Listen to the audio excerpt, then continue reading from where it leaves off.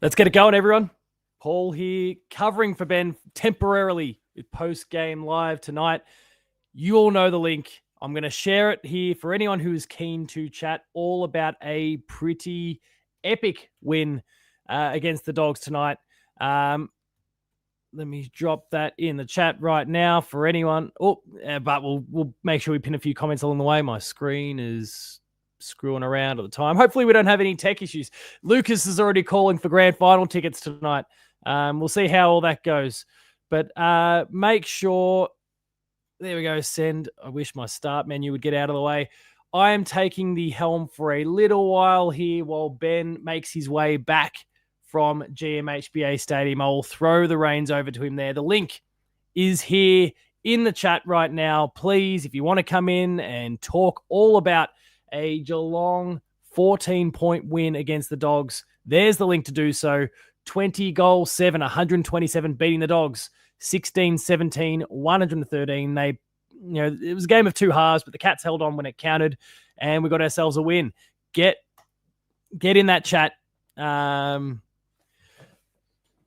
Get active. Those of you who want to jump in and share your thoughts on the game tonight, please make sure to click on that link that I shared. It is here again. Want to hear from you. I'll give you all a few minutes. I'm sure Ben will turn up sooner or later as well.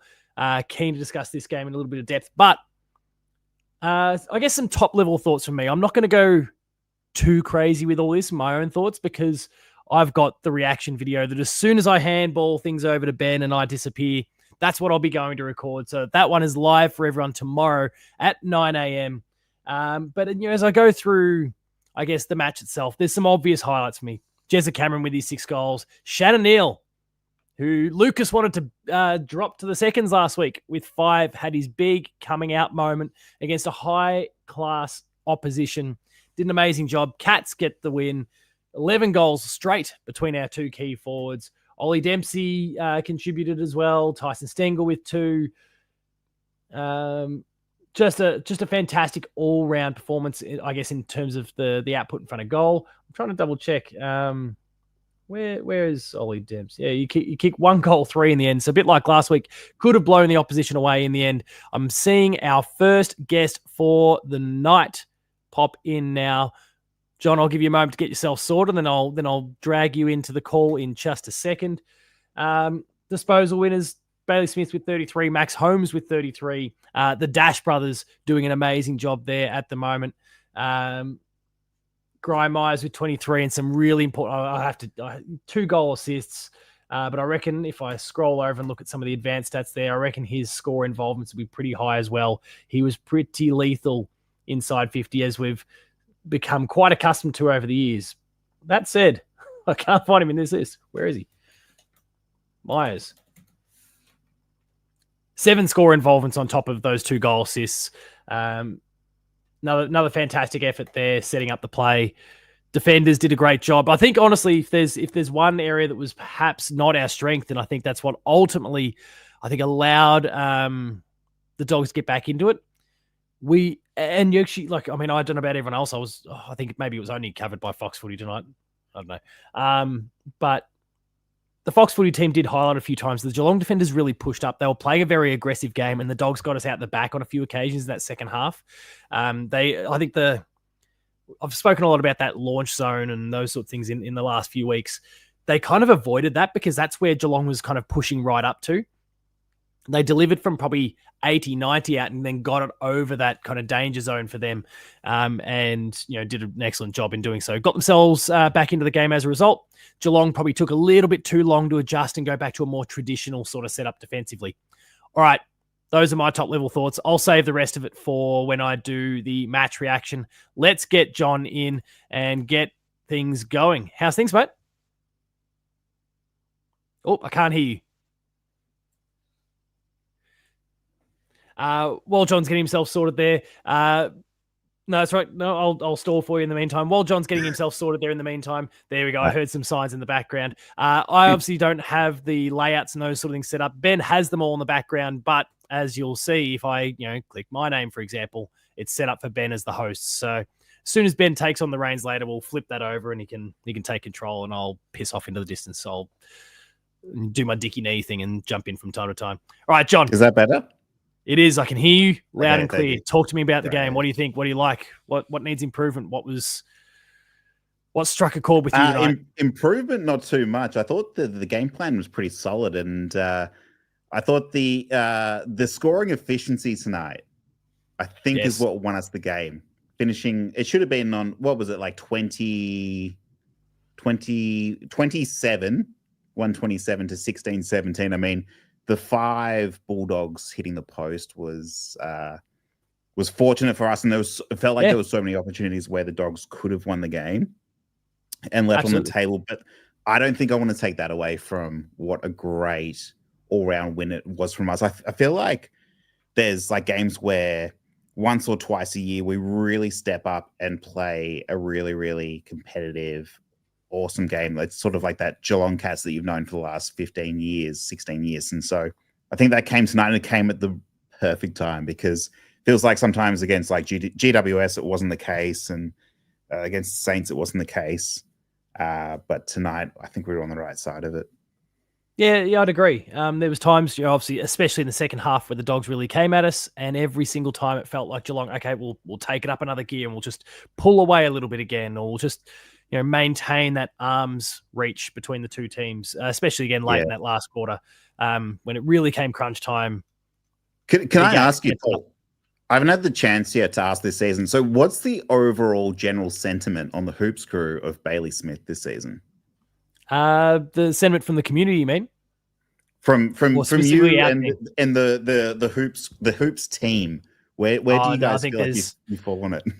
Without oversharing, I've been looking at our votes for the Hoopies so far this year, and perhaps unsurprising to anyone, Bailey Smith is right up there near the absolute point end. Everyone is loving what Bailey Smith is doing so far.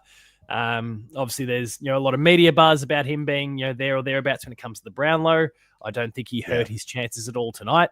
No. I don't know if you caught any of the post game. He was talking about how he had to get a few shots in the shin during halftime. Yeah. He said about 4 injections during the game at halftime, a few before the game. He reckons if it wasn't the fact that he was playing the Dogs, that he probably would have missed this one. So I guess watch this space for next week. What do we got? We got the Eagles, right? So it's a pretty clean run from here. It's like the Eagles, it's like North Melbourne and another team. I think we're going to be pretty okay for the next couple of weeks. Let me quickly bring it up, because I should really know this. I put that together. While you bring it up, which everyone should absolutely go and check out. When we first acquired Bailey Smith, I thought, great, we've finally got a player who can take the ball from the half back line to the half forward line and get it inside 50 efficiently. Yeah. And that was sort of my expectation. 15 or 20 and then deliver it 50. Yeah. And that was my expectation of him coming onto the side. And so I thought, great. What he's done this season has far surpassed anything I could imagine. And he hasn't scored a lot of goals, and it's not about that. But what he's been able to do, link up, and Tom Atkins is someone who, and this is something I got to get better at, thought last year he wasn't playing his best footy. There's been years where like Brian Myers hasn't played his best footy as well. And I'm sort of feeling that way a little bit about Ollie Henry right now, but I'm like, he's getting there. Players, he's getting there. He's getting there, but don't they have a way of Chris Scott just hanging on to them and then they find their form? Think about Zach Guthrie back in like 2020. I thought he was I couldn't work out why he was on the team, and now he's one of our best defenders. So it's sort of like, I don't want to jump the gun now because I feel like I have before in the past. But getting back to Bailey Smith, we've got this player now who can do so much more than I ever thought that he could. And linking up with Max Holmes and what Tom Atkins is doing in the middle, it feels like we've got a solid group. And, for a long time, and there was times where tonight I thought, gee, what are we going to be without Patrick Dangerfield? And I feel like it was seamless. Yeah. I'd agree. I mean, we kind of saw, especially when it comes to the forward line unit, and this is, people are going to be so sick of me diving into this conversation. But tell me, I'm not aware. Can you tell me? I've been banging on about the forward line cohesion the entire year, and how Danger, for as brilliant as he is and for as fantastic as he has played, he has been a massive obstacle for 3 players in particular: Tyson Stengel, Ollie Henry, and Shannon Neal. And all 3 of those guys have started to light it up since he has been out. So the game and a half that he's missed. And it's So not you've like, noticed Danger's obviously a wonderful asset, but it's the way that the forward line dynamic works when he's there fundamentally changes because of just the way he plays and the aura, magnetism really that he has. Like he draws the ball wherever he goes and he bashes, he destroys structures, all those sorts of things. And that, I think, is difficult for Shannon Neal, who's a young developing player who needs, I think, structure around him. For Ollie Henry, who I think, he's young and developing, I guess, just like Shannon Neal, but I think he needs that structure for different reasons. And then Tyson Stengel, who just preys on the fall of the ball and those sort of things. But Danger that brings the ball down for himself and then bulldozes someone. And, he's kind of missed out. I think it's more opportunity loss for him than anything else. Yeah. So I think you've noticed the same things that I've noticed this season, and that's that going inside 50 for us this season has been hard. Like we've won a lot of games, but it has not been efficient. And you said a few things in there. So one, tonight I noticed that that Tice and Brad Close were playing more up the field towards defense, and they were being more tackle machines than anything tonight. And I thought that worked really well.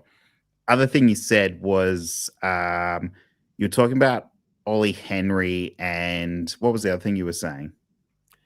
I don't know, just the structure, the structure of that field line, how it, from Patrick Dangerfield. Structurally, I think a real obstacle for Ollie Henry and Shannon Neal, and then Tyson Stengel's just been an opportunity loss thing.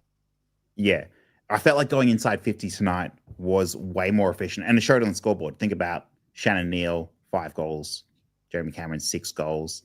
I thought that I'm loving this thing that Ollie Dempsey is doing at the moment, where he very clearly plays on the wing, and then his job when the ball goes up towards the forward, as soon as he hits the 50 line, he sneaks up the other side of the field and he sits in the goal square. And I love this because it's like no other team is game planning for this, because whoever his opponent is who's sitting on him on the wing is not going with him all the way to the deep 50 and into the goal square from their defensive. So he almost becomes unmarked, and then he gets these sort of like soccer style goals.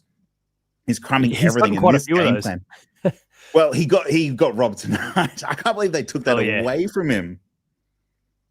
Should have gone in. So what about that? I'm loving the Ollie Dempsey. I think he's one of our best players at the moment, playing that up that wing side. And that's almost what I thought Bailey Smith was going to come in and do. And now we've got Bailey Smith on one side of the wing and then Ollie Dempsey on the other side. I think the two are working very well together with Tom Atkins in the middle. Max Holmes is playing great. And Paddy's been really, really good, and I think I think you make a good observation of struggling to get inside 50. I'm not sure what Tice's role is when they're there. I'm not sure what Brad Close's role is when they're there, but I felt like tonight it was sort of like took a glimpse into the future of what we're going to see, and I feel very good about it. Yeah, you and me both. Yeah, I think there's still a lot to like. You're right. I think like the roles of some of those half forward flankers in particular. Is still kind of transforming a little bit, and week to week, depending on who the cast of characters that are there around them as well. And I think, obviously, you've referenced both of them. Specifically, Brad Close is one of those ones that I love having Brad Close in the team, but it's a tricky role for him to play, and it changes constantly. We'll just quickly pin a comment here from apparently Jezza was asked in the post-game interview how he felt having all the room in the forward line without the old 35-year-old getting in the way, and he apparently laughed it off and said he was enjoying it but wants Danger back soon. Interestingly, the medical report lists Danger, I think, is 1 to 2 weeks. So it wasn't, there's been this talk that maybe we'll just push it right out to the bye and then he comes back afterwards. But 1 to 2 weeks is what's officially listed at the moment. I'll double check that, but 1 to 2 weeks. It's a professional answer. Well, they have to answer now. There's been so much scrutiny all this time. Okay, so let's talk about Mitch Duncan and his 300th game. Yes. All things considered tonight, how many games do you feel like he's got left in him? I think he'll just be on managed game time or actual managed matches. I think tonight there was no way he wasn't going to play his 300th game after you're not going to drop him on game 299. That's just it's an optical thing. It's a respect thing. You don't really do that. And I'm just looking at his numbers now. He played 59% of game time. Okay. Keeping in mind, he was also supposed to be the sub last week, but then got switched in really early. So I think this is the club's way of trying to, like, they've given him game 300 and he deserves game 300. I've got no concerns with that in the slightest, but they had to manage his minutes and give him some time to rest. And I guess the last 2 weeks haven't quite worked out in that respect. So it's been limited game time as a result. I could very easily see him getting a rest next week. I think so. I could see that being one of the last sort of handful of games that we watched. And it was a great game from him. And for all that he's done, you know, think about back to he's played in the 2011 grand final, the 2020 2 grand final. Slipping my mind. Yeah, 22 and 2011 he's been. Yeah. Let alone obviously he played in 2020 as well, but we don't talk about that one. Yeah, of course. It's got to start next week. I noticed, and that felt like the game plan going in was he started on the bench. Tom Stewart starting on the bench was interesting as well. I think he's had a really, really great career. And I think that we've got a lot of really good players who are going to, you know, step up in that space now for him as well. Be interesting to see how many games he gets for the rest of the season. I think I feel like he can still be a really valuable kind of super sub style player over the course of the year. The thing that's been a challenge for Mitch Duncan over the last couple of years has been there have never been serious long-term injuries, but there's been this kind of, you know, every 3 or 4 weeks he's strained something, or there's been a concussion, or, you know, there's been a range of different things that interrupted his flow, and his greatest asset is his kick. And when you're kind of on and off, you don't get that flow in your game, and his greatest asset gets blunted a fair bit. So the fact that he's, you know, from his VFL game time up till now, he's been able to retain that asset. Yeah, so and I think he could be really valuable, that experience, that skill. I think he's really valuable. Now, I do see Ray, that's an I. Ray 17's comment there, you know, why bring him on as a super sub if you can't run? It's not necessarily about running ability. Like Ted Closey's not a super athlete. Like he's younger, he's got youth on his side, so he's probably faster than Mitch Duncan. But he's not being brought into the team because he's some speedster. It's more, you know, I just think Mitch Duncan could be that one where you've got the poise, you've got the class, you've got the experience, and you've got the reliable kick as well. I think that's what we're going to see. And I think that this is the game plan of most teams in the modern era now. You know, you look at the Brisbane Lions last year, who after round 8, you know, you wouldn't have even thought that they would make finals, let alone win the grand final. Yeah. I think that we start slow now, and we get to this point in the season where it's like, you know what, Patrick Dangerfield, we're going to rest you because it's now, you know, round 11.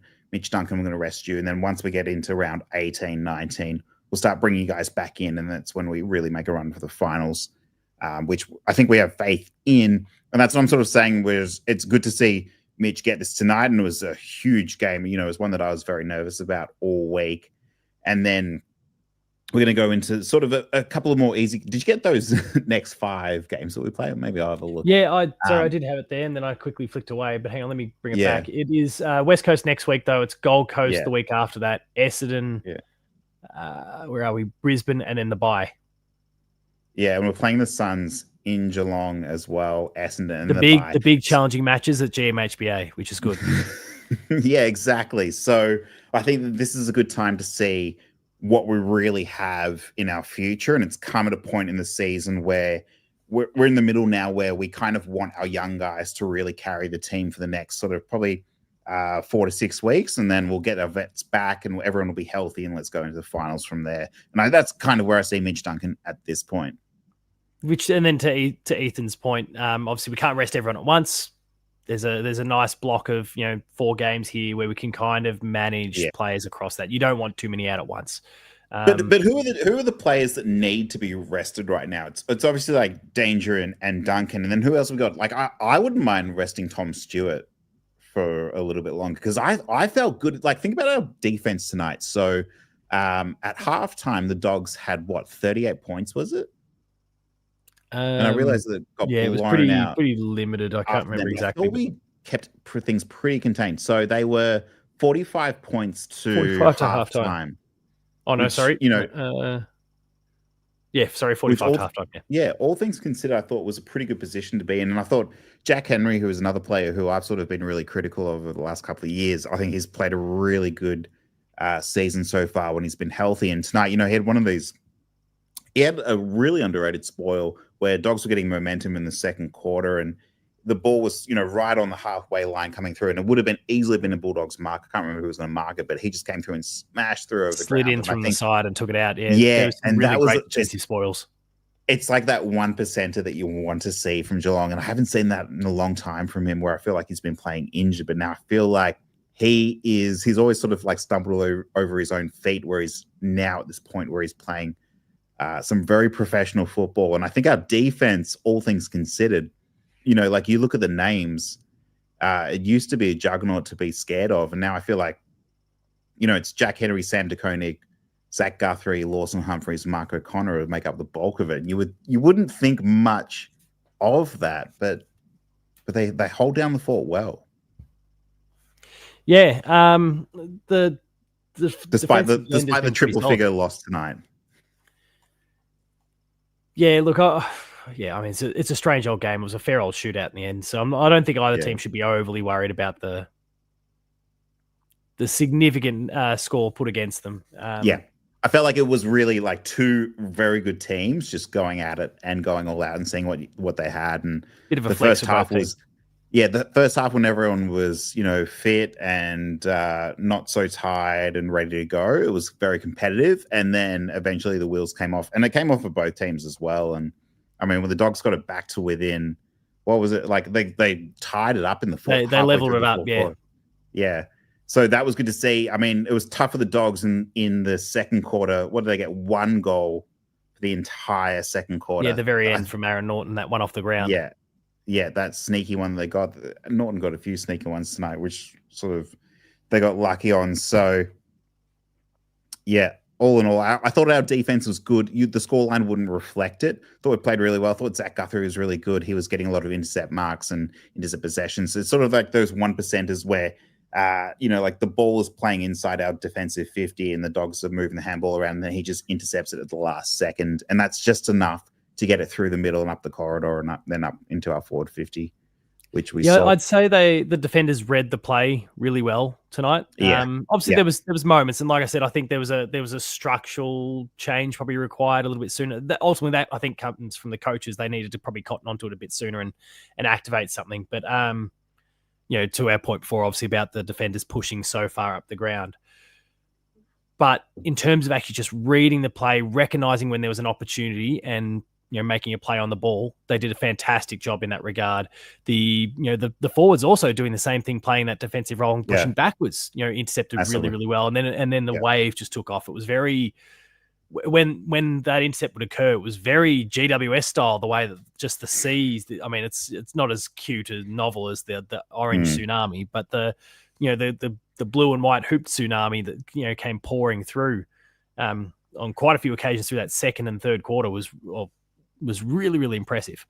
I think the Dogs kind of got it back into it, not because of I'm pointing at the coaches, but I'm not necessarily saying it's their fault. They made the right decision. They just probably didn't action something as quickly as I would have liked. What do you mean? What do you mean? Like, what would you have liked to have seen? It was just kind of pushing back. Do you mean like in terms of adjustments? Again. Yeah. Okay. Yeah. It wasn't even. It wasn't anything. But like which players? But just don't push up so far. Just get back. What was that? Sorry, I kind of spoke over the top of you there. Which players specifically? Because I know that earlier I was talking about like Tyson Stengel and Brad Close getting back to get those like ground ball gets and those tackles. Do you feel like there was anyone else? No, I don't think there was anyone specific that was kind of struggling in that area. It was just more, okay, like you've been pushing up, you've been really aggressive. That's absolutely clearly part of the plan and the structure. Now we just need to dial it back. Keep doing what you're doing, but just from 20 meters closer to home, because they were pushing up a long way. And it worked incredibly well. But when the Dogs got a bit of momentum and when they kind of shifted their ball movement, it wasn't they weren't doing anything different. They were just launching from a different point in the ground. They were going over that wall. And then they were getting a lot of their goals out the back. You think about Aaron Norton getting one there I think it was in the third. And it was, he had 30 meters around him. That Ed Richards goal in the first quarter from the boundary, that he was just setting it up for someone inside the defensive square, and then it just slips through everybody and it goes through. But you're right. It was like there was so many balls out the back that they got. And that's why, like if I think about my favorite play tonight, it was Bailey Smith. I think this was again in the second quarter, and I talk about the second quarter a lot because it was very dominant from us. Pretty good time. Over the top of Tyson Stengel for him to run onto the ball and just, I think it was Tice, wasn't it? And just secure it through. He kicked it enough where he knew he was kicking it onto the advantage of someone, and it was good to see. Yeah, there was a few of those great plays, like Jeremy Cameron also, the way he laced out Shannon Neal in that last quarter. Yeah. And then another one where he put it out in front of him. Like it was Shannon Neal. The forward kicking was awesome. Yeah. When he was running, that the sprinting that he did. Now, I know that a lot of big men over the size of whatever 210 centimeters that he is, that would have the ability to have that much speed and power to get the ball and on the run kick that goal. And I knew he had it. And that was, again, another one of my favorite plays tonight. And the celebration to go with it was insane. Yeah, I think he did a great job there. It was the real big gesture to the crowd to get them all up and get them loud, which is good because, as Jake from the Chaps rightly pointed out in the Discord earlier on in the game, the Cats crowd was pretty quiet there in that first quarter. And, it's not because we'd been hushed by the Bulldogs, coming out the blocks extraordinarily well. It just wasn't a lot of noise, which was pretty disappointing, I suppose, especially when you start hearing the boos for Bailey Smith out the gate. Like, it took way too long to squash that stuff. I don't know. I think about, I've only been to one GMHBA game this year, and that was round one against the Dockers. But even then, like, just the fact the Dockers were able to get noisy at different stages. Like, we've just got to bury them when we severely outnumber. We've got to do it. When I was at that game with Freo, when their supporters up in, for whatever reason, the Joel Selwyn stand was screaming down over the top. Is that when Reed got 4 goals in a row? That's when they were going nuts. That was I thought that they were doing it ironically for a long time, and I thought that this is cute. And then when I think there was a time with the Dockers at one point where sort of competitive, but no, that was a good game. But I thought tonight 3 votes is still to Bailey Smith for me. Yeah. For the 2 votes, I feel like, see, this is the thing, is like Shannon Neal's just played his best game of his career. Yes. But even still, Jeremy Cameron did kick the 6 goals, which he doesn't do all the time, but he does it when we need him to. And then I don't want to give all the love to the forwards, because there were some players inside of our defense as well who were playing well. So I'm gonna have to sit on this one. But I would definitely say Bailey Smith, all things considered. I like how composed he was for this game. I thought he played a very professional game, and I thought it was cute when him and Libba in the last 5 minutes, when they knew the game was over, or the last 4 minutes, they sort of were having a little bit more fun. It was good to see. Oh, see, when they first started throwing each other around, I thought that was about when the scores were level, when a little bit of spice got into the game, and suddenly the respect, and all credit to the Dogs, who, like, they could have lent into the theatrics here and really gone for it, and maybe tried to get under his skin. There'd been those comparisons made to Sachin Tendulkar over the course of the week, and Bailey Smith maybe not being one of those sort of guys that you necessarily want to rile up, because they might actually really kind of, for want of a better phrase, get off on that. But they didn't. But then Libba, you could see the tension in the game ratcheted up a bit, and all of a sudden those two are wrestling. I'm like, here we go. We've got it now. It's happening. I guess I like the purity of where it came from, where it was just aggression towards the game that stirred it up, not the individual. But Bailey wasn't going to cop it, so that really kind of caused things to ratchet up a little bit. I guess I'll add to your conversation about Jeremy Cameron and Shannon Neal, and I know you're still trying to split the votes. Yep. So obviously we know Jeremy got his 6 goals, Shannon Neal got his 5. Both had a goal assist. Shannon Neal had, just like last week, another 11 score involvements. Jeremy Cameron 9. So you could kind of make an argument really either way for both of them. I think it was probably an equally fantastic performance from both of them. Jeremy Cameron really lit it up through that second quarter. I think he kicked 3 of his 6 in the second. Shannon Neal kind of spread out over the course of the game, and importantly was there when we really needed him late in the piece as well.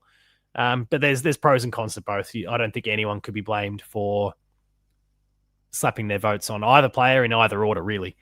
I'm trying to think about what their goal assists would have been. Were they goal assists to each other for them to get the goals? They might have been, actually. I'm trying to see who were our entire goal scorers tonight. Certainly Jeremy Cameron's goal assist, because Max Holmes was doing it by himself. I don't know if it's the other way around. And also, sorry, you mentioned Max Holmes, and I saw it in the comments before. I think Shadu was the one that posted it. I've lost the comment though.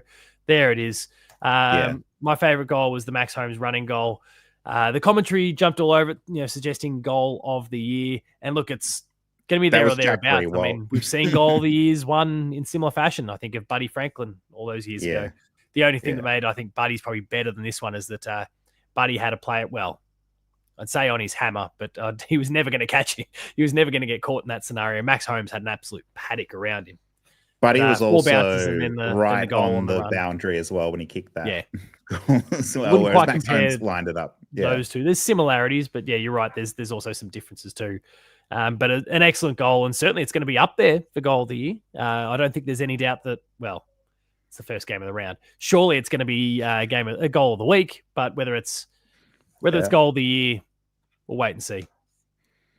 And is there anything nicer than sitting back on a Thursday night with the weekend ahead, securing that win, and then just being able to enjoy the football the rest of the weekend? I'm very much looking forward to. So I didn't go to work today, but I'm very much looking forward to going back tomorrow. And the person whose desk is directly opposite me, I'll be making sure to pop up.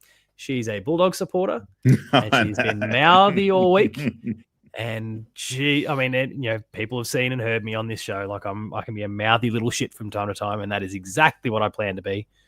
Well, you have a show, you have a podcast, you have a microphone, you have your God-given right to do it on this show, not necessarily at work. But we'll see. Sure. She'll be bracing herself, I'm sure. But yeah, look, there was a lot of excellent performances tonight. It's hard to pick a 3-2-1 from that. I'll have to eventually. But again, like Max Holmes, 33 disposals, 18 kicks, 15 handballs, 5 marks, meters gained 512. Not as many as Bailey, but again, it's just like it feels almost like that LeBron effect at this point, where it's like, yeah, but we're used to them doing that, so why would we vote for that? But it's yeah. Talk to me about Ed Richards from the Dogs and the Oisin Mullen tag that was going really well early on, and then it seemed like they abandoned that. He ended up with 28 disposals in the end, and obviously he kicked 2 goals. He was pretty dangerous throughout, 547 meters gained. Yeah. Osh had him he had him to 2 disposals at about quarter time, and then I don't know when the tag was dropped. I think probably sometime in the second, but we dropped it, and he really worked his way into it at that point. What do you think? Do you think that was the right call? Here's what I noticed was the midfield was a bit of a shit show in terms of matchups. Like you think about, so the game opens and there's all this hype on, oh my God, who's Bailey Smith going to be on? And in the end, it's Matthew Kennedy. And it's like, oh, well, fuck, they haven't played each other before. So there's no joy there. And you could see that Bailey was trying to make his way to Libba, and he was pointing, at Tom Atkins to get on Bond, and they were trying to move matchups around to favor them, and it just didn't really happen. And you could see Ed Richards was really the beneficiary of this, because you could see that Libba and Bailey were really wanting to play on each other. You could see that Bond was making his way through the field.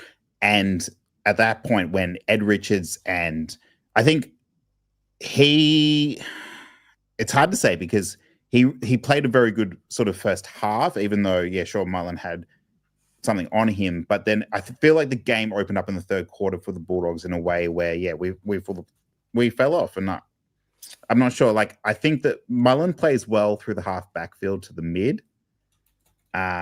He's been doing some good tagging, but I think the thing with the Dogs is they've got so many good midfielders. It's like, sure, you could try shut down one, but then, they're like, another one gets you.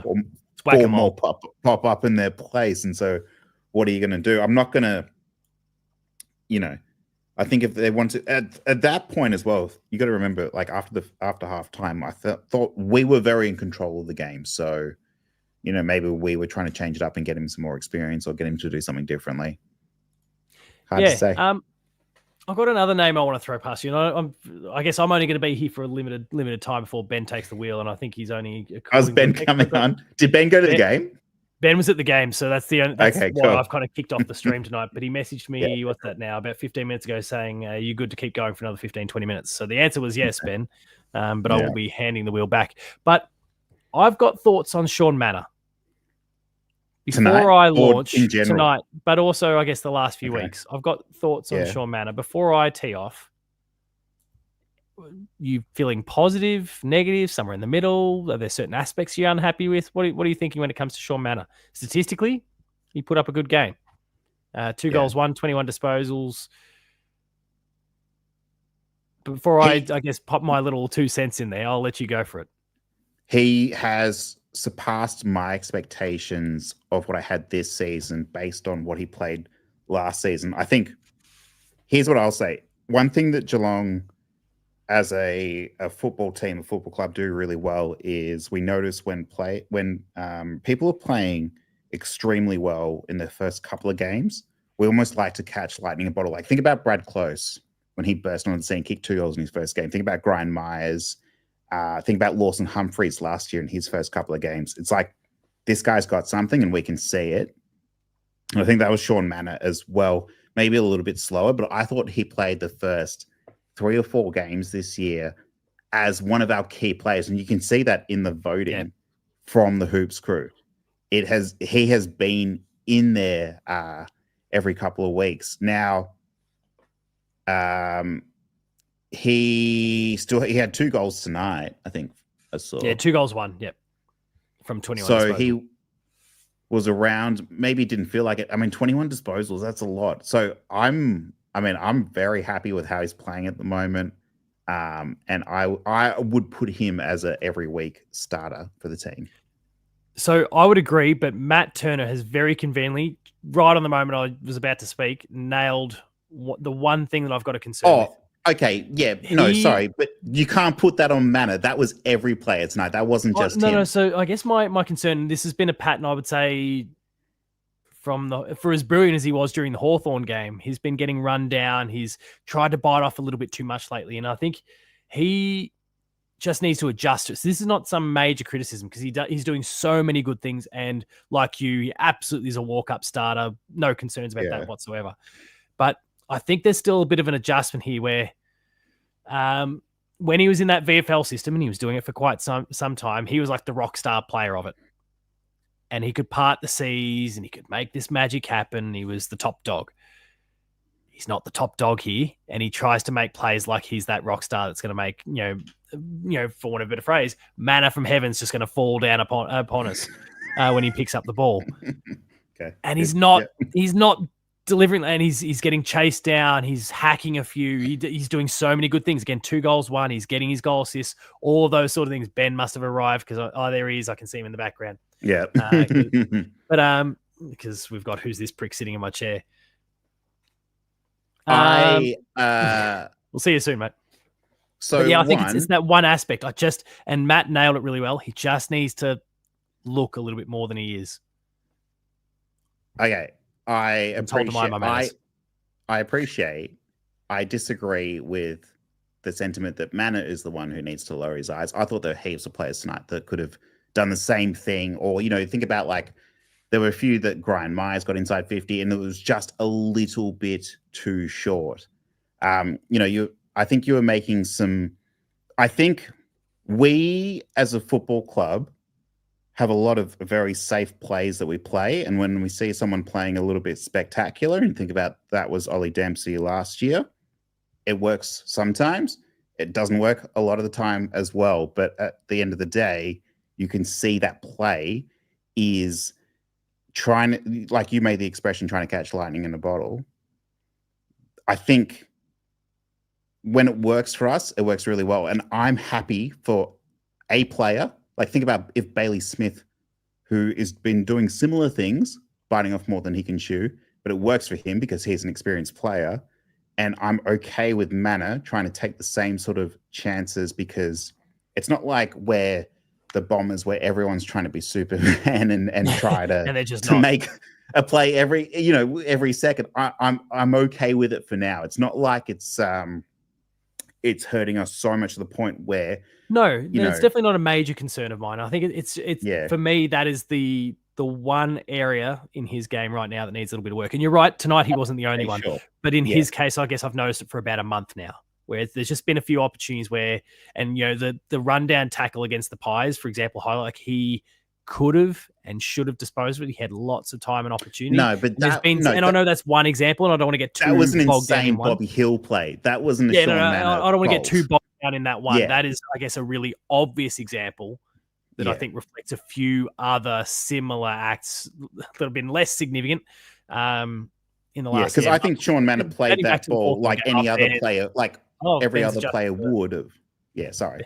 Sorry, no, it's all right. I just noticed Ben's adjusting all Ben's of the... getting bored. Now, so. Ben's putting some supers in. He's like, come on, can I get on already? So thanks, there we go. We got that going. So we'll get on very soon, everyone. Hang on. Here we go. I'll be back. Dicky knee. Look, I hear what you're saying. I'm okay with it for now because I think we've got a lot of really good players that can make it upset. And I like to see players take that chance because eventually it's going to come good, in my view. When I see someone like Sean Manor, when I see someone like, Ollie Henry, who will fly for the mark and never get it, that's where I get a little bit sick of it. So yeah. I'm a pro Sean Manor space. And look, no, I'm in a very pro Sean Manor space as well. I just think that's the one element of his game that just needs a little bit of refining, mild refining, really. Like he's so close to ticking almost every box in my eyes. It's just that one that needs a little bit of extra work. Personally, was there anything else you wanted to discuss? No, tonight. Good chat. Good to be back. Good to finally talk some Cats footy. Yeah, it's been a while. I don't think. I guess for the first I don't time host this season, overly often. First all the season. Okay, right. So I haven't missed you along the way. No. I got to say, I'm feeling very optimistic about the next 4 weeks, especially the fourth week where we have a bye. And I think we'll be well rested, and I'm looking forward to the run home. Finals. I think it's going to be intense. It's a pretty soft run home for the most part. For anyone who's not caught my video, and I'm going to plug it again, my video that I posted last weekend about Geelong's round 16 through to 23, and I added round 24 into that. I've got us winning, especially with this one banked, and this was one of those iffy ones. I figured we might drop one of this or Gold Coast or Brisbane. I feel like we might go 2 and 3 from those. But I feel like, that's potentially up to 12 out of the remaining games that we'll win. And that's going to get us top 4 easily.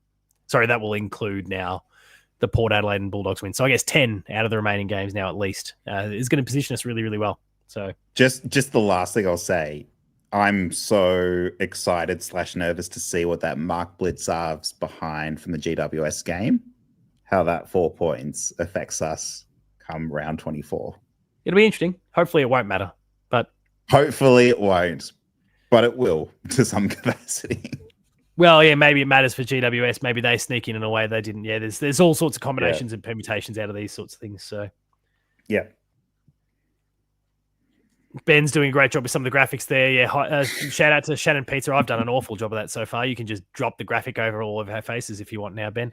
There he goes. Best comment of the night. Either those who jump into the call or those who are in the comments. Free pizza from Shannon Pizza. It's a large. Get around it. Well, John, it's been awesome to have you on board, mate. Yeah, great Looking chat. Forward to seeing you on again sometime soon. Yep. And absolutely. Well, hopefully we're all chatting again next week off the back of a hopefully big win against the Eagles. But right now we can bask in the glow of a 14-point win against the Dogs, a top 4 candidate. We're now 5th on the ladder, on the live ladder. For now. Yeah, good. Now. Thank you. Enjoy the stream. It's been awesome to have you on board, mate. Like and subscribe, everybody. Always. Thanks, mate. All right, Ben, let's get you in. We'll swap things around. take on the Swap host it chair. around. It's all yours. There's the Ninja Turtle graphic for everyone who's been waiting for that. Oh, mate, how good. How good. I've missed all John's comments. He usually comes on after a win. So I was looking forward to seeing John come on tonight. A bit like you, Paul. You often avoid the show after a loss, but Yeah, that's what I'm doing. I do appreciate you filling in. That was very nice. Just buying a bit of time. Buying a bit of time. What I'm sure you sort of led off the top, Paul, but just because I'm catching up, just for my benefit, what did you think overall? Happy with the win or left with some questions? Happy with the win. No, happy with the win, absolutely. And you can't keep a high quality opposition like the Dogs, who were like that, down for the whole time. So not at all surprised they came back into it. My only point of disappointment that I've kind of flagged really is that the Dogs changed their plan a little bit in that second half. They were kind of launching the ball from a little bit further out and going over the wall that Geelong had set up in that kind of all-important launch zone that I keep banging on about. Yep. Geelong had been positioning themselves there. You were obviously live at the game, but Fox Footy kind of identified it as well, that the Cats were pushing up the ground quite a lot, like the defensive unit were kind of pushing a long way up the ground. And so that was causing the Dogs a lot of issues in that first half, but they course corrected. They started to adjust their play. And we, I think, took a little bit too long to get a bit deeper into the defensive 50 again, to play a little bit closer to home. And so they got a few over the back and obviously came surging back into it. We responded quite well, though, in that last quarter. It's a typical Geelong one. We get challenged and we push back and we hang on for the win. So I can deal with the third quarter. I would have loved for the action, for there to be a response from the coaching team a little bit quicker than there was, but they made the right call at the end of the day and it worked out. So I'll deal. We had two good first and second quarter, and we were sitting there at halftime thinking, surely we probably won't have a great third quarter as well.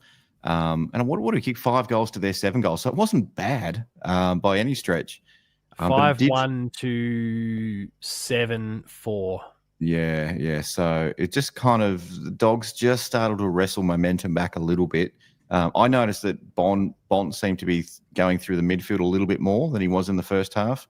And just seeing that guy live, the class that he brings to that team, doesn't need a lot of it, but every disposal, he sets them up every time. He's not always the one kicking the goal. I think he missed a relatively straightforward one. He did miss one, which has been unusual for him. Mark Blitzars went on him and did a pretty good job, kind of squashing the impact a little bit there too.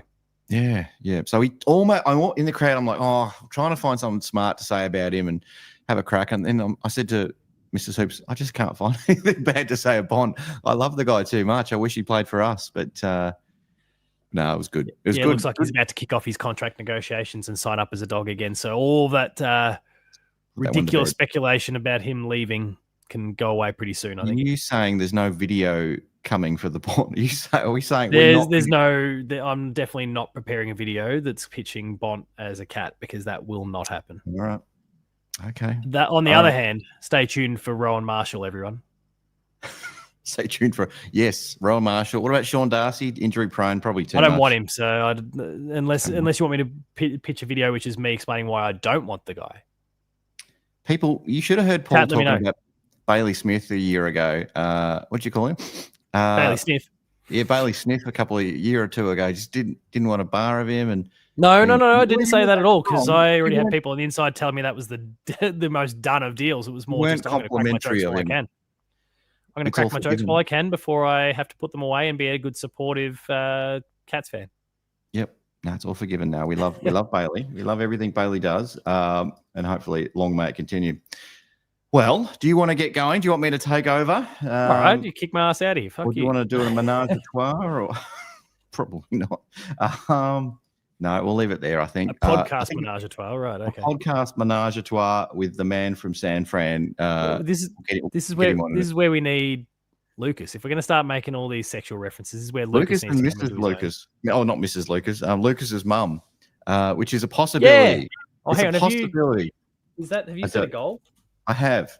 So far, no one wants to see Lucas's mum in the chat. Well, we haven't even got Lucas yet. So we haven't even got. Where's Lucas? Is he? I don't know what kind of mood he'll be in tonight. It's one of those kind of games where he's probably a bit scared to come in tonight because everyone's going to point out how wrong he was about. Who was he wrong about this time? Shannon Neal. Remember, he said, drop him. Boom. Shannon Scratcher Neal kicks 5 goals off the back of Jeremy Cameron. Drop him. Send him to the twos. Bang. 7 goals and then 6 the next week. He's kicked third. Oh, apparently Shadu says Lucas was here before, but I didn't see him in there before. And had enough. Hopefully he comes back. He saw you and thought, "No, I'm sick of that guy." It was, I'll come on a bit later on the Paul James show. When Ben's, I'll see. He's probably messaging me. Actually, is he coming on? Let me just. Is he? There he is. There he is. Where is he? I'm here. I was disappointed in Tom Atkins' game. Are you going to drop him? He got 12 tackles, mate. You are kidding me. I was disappointed in Jez's game this week. I thought Jez could have kicked 7 again. Not good enough. Shannon Neal needs to lift next week. Anyway, Spartacus has just dropped a Lucas quote. Neal is as useful as an ashtray on a motorbike. Oh, Spartacus, you're in the clubhouse at leader, I reckon, for the pizza. You gotta be. Oh, drop axe to the twos. Drop axe to the twos. Yeah, quote unquote Lucas.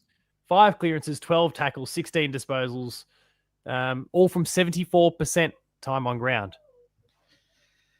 Yep. So yep. He's a machine. Absolute machine. All right, mate. I'm booting you out. Get out. See you, mate. Go. No, go over rest. Thanks for stepping in. Stay tuned for the reaction video tomorrow at 9 a.m. people and what's his name? I just said from St Kilda. Oh my God. Rowan Marshall. Stay tuned for a Rowan Marshall video across the weekend as well. Jack Higgins video following that. No. Max King. Is it Ben King or Max King? I think it's Max King from St Kilda. I did. Yeah, but Max King signed on to like 2040 at this point. Like he signed a ridiculous contract. It's the sort of shit that St Kilda does. Ben King is the one that's out of contract right now. Take a pay cut. We'll have you. Don't worry. Clayton Oliver wants to take a pay cut, doesn't he? We'll have you. We'll see. All right. Let's get Ethan on. All right, mate. Take care. Oh, see you, mate. 2 sprays. 2 responses. They do watch the show. He's on a roll, I guess. So as Jackie said, if she can give Ollie Henry a spray, if he can give Ollie Henry a spray, that'd be good. Yeah, I've got to send you off. I'm sending you off with a whip crack. He's not being Dickie Knee tonight. He's actually being Daryl Summers, thankfully. So, but I expect if he still hangs around, he'll probably pop in, knowing Paul. What up? Yep. Piss off. All right. Ethan is next. The man from San Fran. How you going, mate? Good morning. Pretty good after that felt like a game that felt like we were going to drop that one. It felt like, winning that was kind of like karmic retribution for the GWS game. We were nails on set shots. They hit the post 5 times. And we overcame some really, really good performances. I mean, God, how good is Ed Richards? He's good, isn't he? Yeah. It's been since the bye last year. We overcame that. We overcame Kennedy. I'll go ahead and say it. Bailey Smith was very good for us, but of the 2, big acquisitions in this game, Kennedy was probably a bit better. Yep. And that's not that Bailey did anything wrong. It's just Kennedy was really sharp too. He was impressive. I actually haven't. I probably have seen him live before, but I'm not that close. And yeah, it's the most prominent he's been. I think getting out of Cripps and Walsh's shadow has been really good for him. Yeah, so very impressed by his performance tonight. Just really stood up and goals and marking and everything. But I think, I've seen a lot of complaints about umpiring, especially from Bulldogs fans. I thought for every high tackle that went our way, because we definitely got the benefit of a few high tackle calls, whether they weren't called against us or were called against them. It evened out with how much extra time they had on a couple of holding the balls. Vandermeer had a few where he was able to hold on for way too long. And then, Richards holding Smith right before his goal. The number of times they threw the ball and got away with it. Yeah, exactly. So I think, people will highlight the free kick count. And I think we probably got slightly more from the umpires than they did. But I don't think it was enough to change a 14-point margin. I think we won this game because our forwards were insane. We took advantage of a great second quarter combined with their bad quarter. And our pressure and tackling was really good throughout the night. Anytime we were on a guy, basically, we stayed on him and finished the tackle.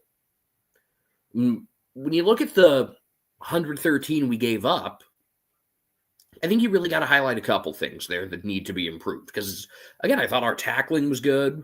There were a couple where they, got a crumb off of a pack. That happens. You want to be able to clean up better on the back of those and not let someone leak out, but it happens. The thing that concerned me defensively was there was one where like English was just standing there wide open on a kick in the forward 50 and then ended up, I think that was the one where he got the 50 as well. Yeah. Yeah. Where it feels like we're more susceptible to that than basically any team, where we just like stand there and just let someone go for, go and find a better set shot where we don't do anything to stop it. There's that, and then the overlap defending. That was where they were beating us, really, was the overlaps. It was English in the third, where like Baker had all his options and ended up going in there. But I thought, outside of overlap defending, it was just a lot of like them getting clearances out of the middle. But we made up for it with, again, really good pressure. We dominated both 50s in the second quarter until those final couple minutes. And you got to wonder, if we had hung on and not given up that goal at the end of the second quarter, do we just pull away? I don't know. But I'm not complaining. I think I've got to say, and I don't know if you've mentioned it yet, but I think we were pretty lucky with the way the Bulldogs were kicking for goal. From my count, at least 3. And they hit like 5 posts. Yeah, exactly. I was going to say at least 3. I don't remember exactly what it was, but in some ways we got lucky. But in some ways we earned it. It evens out with the GWS game, and now I hope the Dogs will catch a couple breaks against Hawthorn or somebody, because I got to say, as much as I thought this was going to be a super intense and grimy and dirty game, I thought this was really well played. And like the Dogs were all class, they were in the guard of honor for Duncan after. There wasn't a lot of shithousery with Smith. It was just,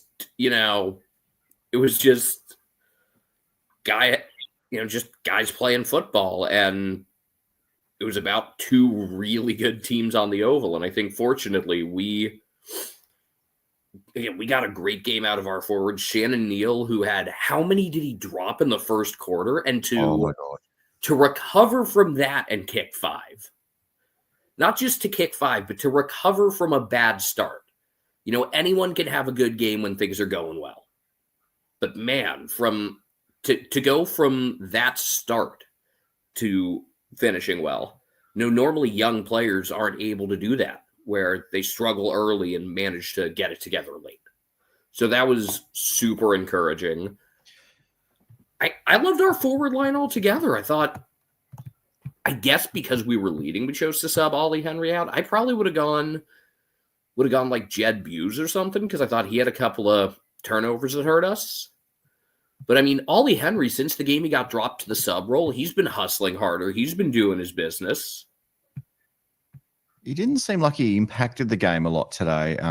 Or that even if he was going okay, it felt like Jezza and Neil and Dempsey at times, just the spacing that we were creating when it was going forward, it just looked like that was enough. So I was kind of like, I didn't mind that one. I was more than happy for it.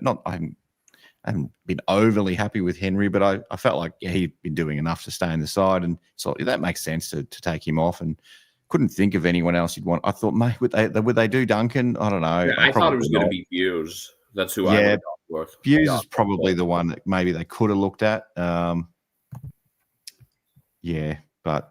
I like that we waited on it. I thought we were going to have to use it because I don't know if you noticed in the third quarter, there was a moment where Stengel was like going for a ball along the boundary against Taylor DeRay and got held, and they didn't call it. And it looked like he had done his hamstring, at least tweaked it. The doctor was out there. It was right in front of me. It was right. I saw him limping straight after it. I was surprised he didn't get pinged for deliberate out of bounds. He looked Well, I kind thought of. he had gotten held in the first place, but Yeah, he probably was too, but he did limp a lot. And I thought, he's not even looking over at the bench. So he's probably just going to walk this one off. He seemed fine. It was probably more, it looked like more ankle to me, but not too sure. not But only did he stay in, which by itself, that's great, but he had a couple minutes later, he had that handball, like an over-the-shoulder handball that kind of set up the sequence that let Holmes go for that 3-bounce goal. Yeah. And that was just like, first month of the season, I was not happy with his effort at times. Thought he was, wasn't willing to lay tackles. And tonight, boy, he was good on that front. So that was huge. And then there were a couple other just like, I think that was probably my favorite sequence of the night. Although, man, if Max Holmes goal? That was pretty good. The Max Holmes goal was very impressive. The goal was great. So was the setup. But you nearly had one earlier where Holmes played a crumb, and then we had O'Sheen set up, and unfortunately he couldn't get his first career goal, and that would have been great because that sequence deserved to be finished with a goal. Agree. No. I sat on the wing, near the opposition interchange bench, and there was a funny moment. I can't remember the name of the bloke. He's kind of looks like he's got the same haircut as Rory Lobb. You're good with most of the names. Vandermeer, yeah. I think he sort of they took him off. I don't know if it was for the blood rule or for something or concussion test, but anyway, he came off and then he started running up and down the boundary line and slipped over in front of the crowd, and the crowd gave him so much shit. He actually laughed about it, which was good. That was a funny moment for me. The TV didn't show it, but there was one point when the crowd started cheering and I wasn't sure what it was for. Maybe that was that? Probably. They were cheering at halftime and you wouldn't have heard that. There was a what do they call Pee-wee football, or it's Auskick, the younger version that was on the other side of the ground. And that was going on, and the crowd was roaring. It was like Jeremy Cameron kicked a goal or something. I couldn't believe how loud it was. Anyone at the ground will know what I'm talking about. But yeah, that we wouldn't have seen it on the coverage, but that was great for the little kids. I don't know. It was just some big tackle or goal or whatever it was from these 6-year-old kids. It was great. Where does Ethan get his Hugh Hefner robe? I could use it in a cosplay. I think I just got this off Amazon or something. Send us the link. We'll have to. I'll have to look for it. I'll check later. Lucas doesn't wear clothes. I don't know why he's asking about it. It's not about wearing them. It's about taking them off. Do you know what? I was going to actually cue up that dun dun dun dun dun. I was going to get that sort of stripper music going on the show, but I ran out of time. So I think Paul's left the chat now, so it's probably too late for him to go and do that. He's probably recording his video. But Lucas, next time. We'll have a little. If we have a really big win, Lucas, we'll do something. Yeah, I refuse. I wasn't sure if Vandermeer had just gotten the wind knocked out of him or if he had landed on his balls. It was one of the two because he stopped play though. They stopped the play, so I thought maybe it was landed just out of bounds on his stomach, and I wasn't sure. It was clearly one of the two. Either he just got the wind knocked out of him, or he landed on the sensitive stuff. People in the crowd were calling Vandermeer a sniper, and someone in the crowd got everyone laughing when he said, I can't remember who he said it to. Watch out, Reese, he's a sniper, or something like that. And yeah, anyway, that got a good chuckle. Our composure was really good. And I thought we were going to have a couple of moments where, Bailey Smith was, Tom Atkins would have to go and calm him down. And no, I think everyone just played. I think both teams pretty clearly had that focus of all right, no shithousery. Let's just go out there and play to win. Yeah. And I mean, that was, if you're a fan of one of the other 16 teams, man, that would have been a fun watch. I was thinking that even just, the scoring is great, and everyone loves high-scoring football. but it didn't really blow out beyond. What did it get out to 30 points at one stage? I don't think it 33 was the largest lead. Still reasonable, but no, it didn't feel like Bulldogs were out of the game at any point. No, now maybe against a lesser team you'd feel that, but I've maintained for the last probably 3 years now that the Bulldogs at their best, there are certain teams that are just like the best version of them is as good as it gets. And I think it's like the Dogs, the Lions, maybe the Giants or Hawks. Yeah. Maybe the Blues, whereas we're a team that, we have a high floor, maybe not quite the same ceiling. Unless we play it in Darwin, then we don't. That's last year. That was a shocker. But we do. Like we tend to not get blown away, at least not this year. And when we tend to be a high scoring team, I think we're fourth or something like that, high scoring team this year so far. And we're going okay. Look, it didn't feel that way a couple of weeks ago. I felt like the wheels were falling off, but we've won 6 out of 8. So we're actually traveling pretty well. Like we're going really well, with West Coast to come, which, as you know, no game's a guaranteed win, but no, especially not a trip to Perth, and the fact that, we're going in definitely banged up. We'll see if Smith's good to go. We'll see how Tyson wakes up feeling.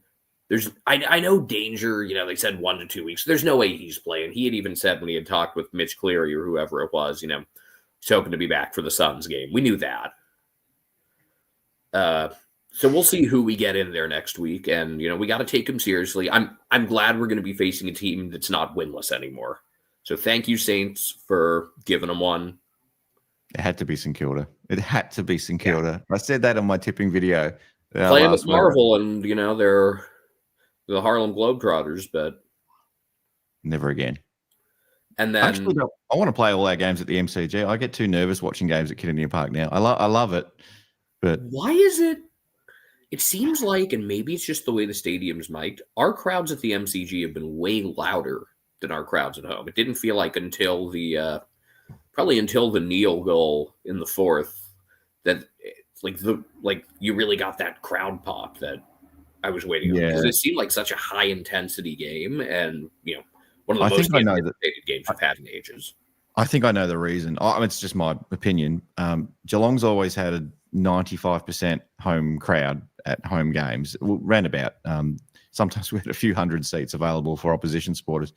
But now that there's a whole end, I don't know how many were there, maybe a few thousand Western Bulldogs fans, you could really hear them, and it was noticeable. And so that tends to sort of up the ante for the Geelong supporters as well. And then the Bulldog supporters get up, and it just keeps escalating and getting higher and higher. And before you know it, you feel like you're at the MCG again. And it's actually, I didn't think I was going to enjoy that, having so many opposition fans at a ground, but I think it's what Geelong needs. I think we need a bit of aggro in the crowd, just a bit of chit chat between opposition fans. It's all been too one-sided for too long, but it does take a little while, especially when Geelong's going okay and everyone was pretty happy with the performance. But when things started getting a bit tricky there, and it was 107 each, the crowd really started to lift and get behind the ball. Like that second quarter, it should have been rocking because we were playing great. Oh, it should have been. Yeah, no, but we're just so, I don't know. We just get used to it, especially at home. I don't know, when we're the home team at the MCG, it's a different vibe when you're up there. I don't know what it is. There's a lot more neutrals. There's a lot more of the opposition up there as well. But just, I guess so. It feels different. It just doesn't feel like the stakes are as high for some reason. I don't know. Just it feels like we're gonna get the win. And if anything, we shouldn't lose. And if we're losing, we get grumpy. So there's just too much success over too many years has caused us to sort of, I don't know, get a bit lazy with our support at home. Yeah, see, I feel like, it's a fortress. We've got to we got to protect this place. But it's a good problem to have that we're so used to winning at home. Yeah. I at the moment said, and I completely agree. Sorry to cut you off, Ethan. No, go ahead. The 1980s and probably the 1990s as well I'm not sure if you remember the stadium before they renovated the Joel Selwood end.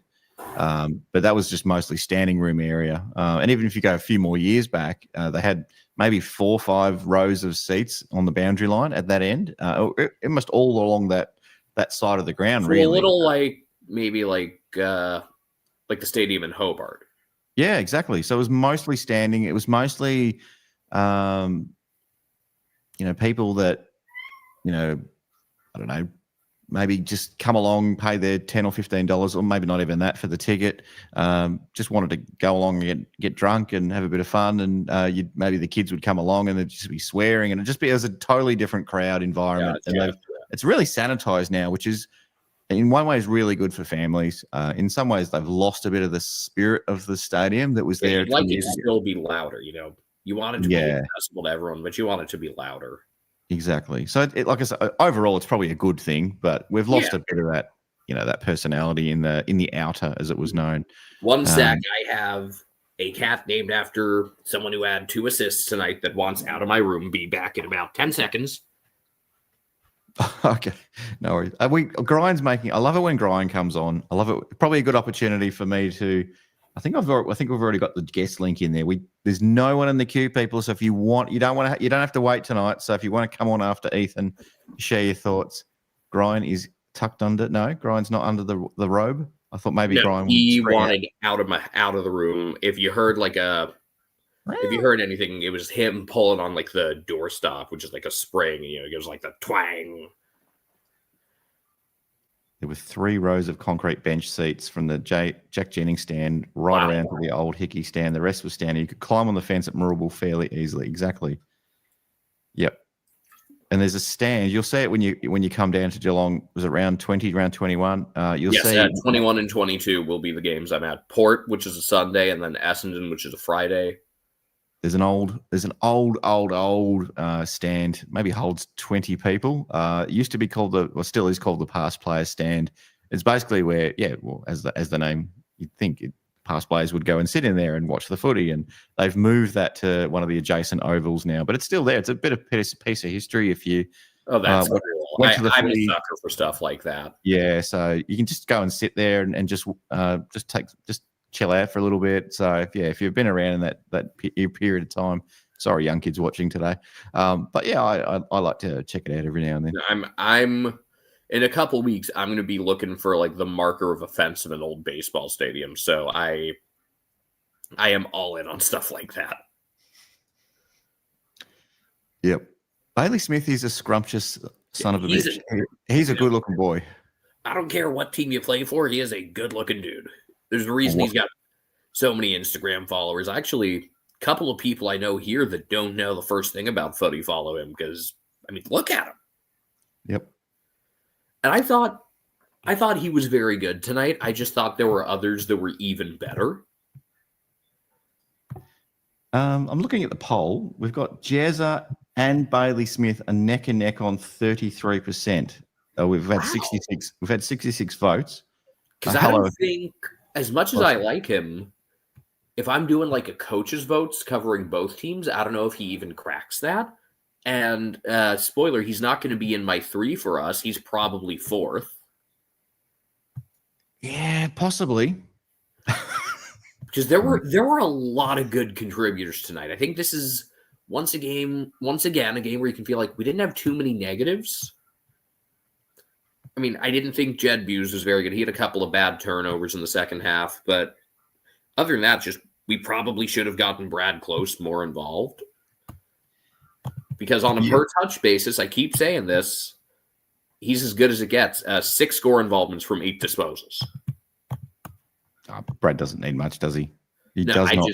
I just want him in that 15 to 18 disposal range instead of like 8. Now you're coming, as I said, round 20 or round 21. I was actually looking the other day at potential venues where we could go, suitable venues where maybe if we were to have a Hoops Crew community meetup, obviously want to try and time that for when you're coming over to the country as well. Mm-hmm. Sawyer's Arms is a stone's throw from Cardinia Park. There are about 3 or 4 pubs that are probably maybe 5-minute walk away. So it's Awesome. definitely an option. If you want to go to the pub where Geelong do their Wacky Wednesday celebrations, or have yes. up until recent years, that's Lord of the Isles, or I think it might still be called that.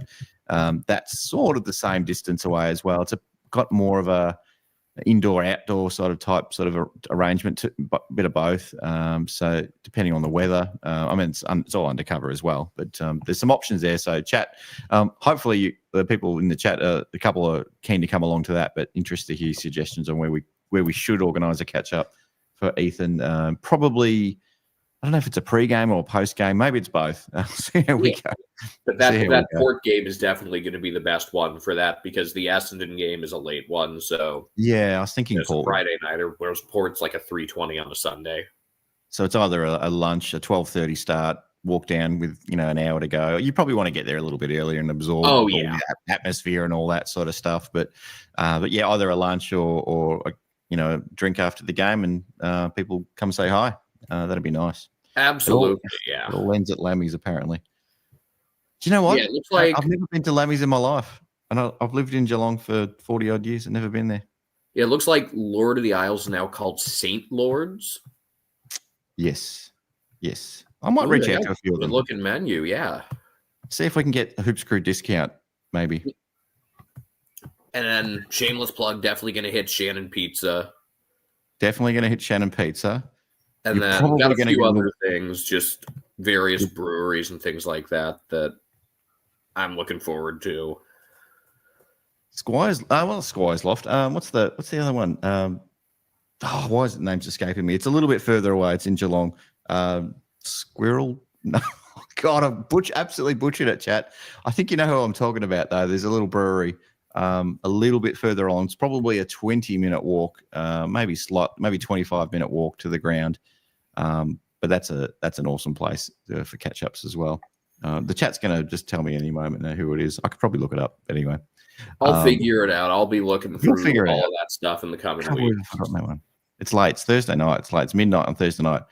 Yeah, it's 7 a.m. here. That was a long game too, just with all the scoring. Was it third quarter, 36 minutes or something? Little Creatures, there you go. What did I say? Little Squirrels, baby squirrels or something? Yeah, Little Creatures was going to open up here, and then COVID hit. They're actually going to open up a place in San Francisco near the Chase Center in Oracle Park, and then I think one of the more local breweries ended up getting that spot, which, like, nothing wrong with Ballast Point. It's just I can get their stuff anywhere. Yep. There'd be definitely plenty of room at Little Creatures, and not some. We'd be able to fit everyone. If we had 20 or 30 people come along for a bit of a meetup, it wouldn't be an issue. Whether they'd let us do a pre-game show, I don't know. Not that we have to do that, but I'd be keen to do something. I just don't have the equipment. I mean, I'm recording now. I've got the camera, I've got the microphone, and I've got the thing, but it's not. I need like those roving interviewer mics. That's kind of what we need. Oh yeah. Anyway, that was to beat a team that looked like they were really on one is pretty good, because that felt like, I mean, other than a couple of those misses in the second quarter, and they played a pretty stinky second quarter altogether, but like they are so good. My pick, it was like, all right, who's gonna get that inevitable late goal that hasn't done anything all game? And I thought it was gonna be James Harms, and it nearly was. Fortunately, that one stayed just to the left. But that felt like we found a way to win a game that we've lost a good chunk of times. So that's the best part of this, I think, is just winning a game that it felt like maybe wasn't winnable in some stretches. I felt like we were going to lose this one towards the end. I just felt slipping away, and it's just another loss at Kardinia Park. But really, really proud of the boys turning it around. They found something towards the end, and it took a lot of ticker, and just felt, I know you're not going to win games just for one player, but it surely was in the back of their mind. We can't lose this for Mitch Duncan. We've got to win it for him. Between that and Bailey and everything else, I think it came together. It has to be said, I've got to mention, I'm not sure if it's been mentioned, my apologies if it has, Bailey Smith, it's not all about you. When we're about to do the chair off, the Avenue of Honour or whatever we call it, it's time for you to quit chatting up reporters and all that and get in the bloody line like everyone else. Such a good interview, though. Oh, I know, but everyone was waiting for him. It's like, Bailey, it's not your day, mate. You kind of made it about you. Kind of turned it into his day, to be fair, but does it all. I mean, he's so good. Turns every day into his day. Chris Scott was having a bit of a laugh at his expense the other day. That was fun. 69 in the live chat. Let's go. There's There's only one other number. So I had seen tonight, I think it was a Crows fan who had said, wanted to like this tweet but couldn't mess up the number, and I thought it was going to be 69 likes. No, it was 119. How do you do a 67? We must have lost a couple since. I don't know how a 67 works, but 69 is pretty nice. Yeah. The best numbers are 69, 420, and 119. Yes. Hashtag 87. Hashtag 84. Was it 84? What was it last? How much did we win by last week against Port Adelaide? 115 minus 9. You're doing the maths. Wow. 74? Was it only 74? 74. I think it was it 74 or 84? It was one of the two. I think it was 74. Good call. Refuse. Yep. Geez, we've lost to some dud teams. We did slow it down. I thought we were parking the bus a little too early because there were a lot of stretches.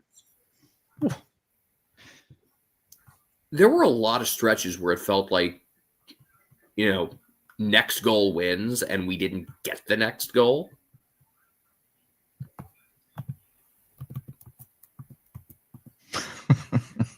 Thanks, Glenn. Love your work, Glenn. Glenn's a straight shooter. He tells it as it is. I love Glenn. Everyone loves Ethan, though. I should just shut up and get Mike's camera off, turn my camera off and just let you talk for 20 minutes. Probably the best way. Okay, so the margin last week was 76, yeah. But chat, you're way off, chat. Either moment and Zale ran. Do we lose if the game's at Marvel? Sorry. I mean, Marvel's pretty cursed lately, though we did beat the Dogs at Marvel the last time we played them there, which was like a super inspired performance when Stewart had gotten concussed, and we threw Gryan at halfback. Now that I think about it, between how good they are and just the fact that there's so many narratives to play with, it's kind of wild that this was our only scheduled game against the Dogs. I mean, maybe you see them again in September. I think so. Do you know what? Interesting stat for you. Stat for the nerds out there. Every time we played the Bulldogs in finals, we make a grand final. Since the dawn of time, every single time we play them in finals, we make the grand final that year. It's weird that, the last couple of years, last year we played them twice. We escaped a gather round, and then we embarrassed ourselves at home. It's just weird that we haven't played them at Marvel or something in the last couple of years. And then, it would be hilarious if we played them out at Ballarat once that gets renovated. Oh, how good. I loved the sign. I assume you saw the sign. You won't be getting that at Ballarat. Yeah. I didn't say it, but it's funny. It was great. And again, everything was all just like fun and good natured. And Bulldogs fans have every right to hate us after that one. And, they'll look at the free kick count and think they got robbed. And I'm sure if we were in their shoes, we'd feel the same way. Of course we would. But I got a lot of respect for them. And that is a damn good team we beat. Nice to beat the good teams. It'd be nice to beat the shit teams. Hopefully we beat West Coast in a little bit. That'd be nice. It's just got to get that win, and that makes it, 7 out of 9 if we win that one next week. And then we're really starting to roll. And as I said, I think last week, it's round 10 is where it all happens. If you're not finding your best footy after round 10, you're probably not going to be there at the business end. So, do what you want. Like St Kilda's a great example. They're always flashy at the start of the year. The Suns have been that way. Suns do it. Essendon do it a lot as well. I think there's more substance to the Suns, but boy, do I like facing them at home instead of anywhere else. I think that's pretty tricky, though. But I'm not I'm not absolutely sold on them, but yeah, I think they'll scrape in this year. It'll break through, but whether they get past an elimination final, don't know. Yeah, don't know. We got Paul's pretty happy if they make it because he's been picking it the whole time. He is, unlike you and the Bombers, clown. Tell you what,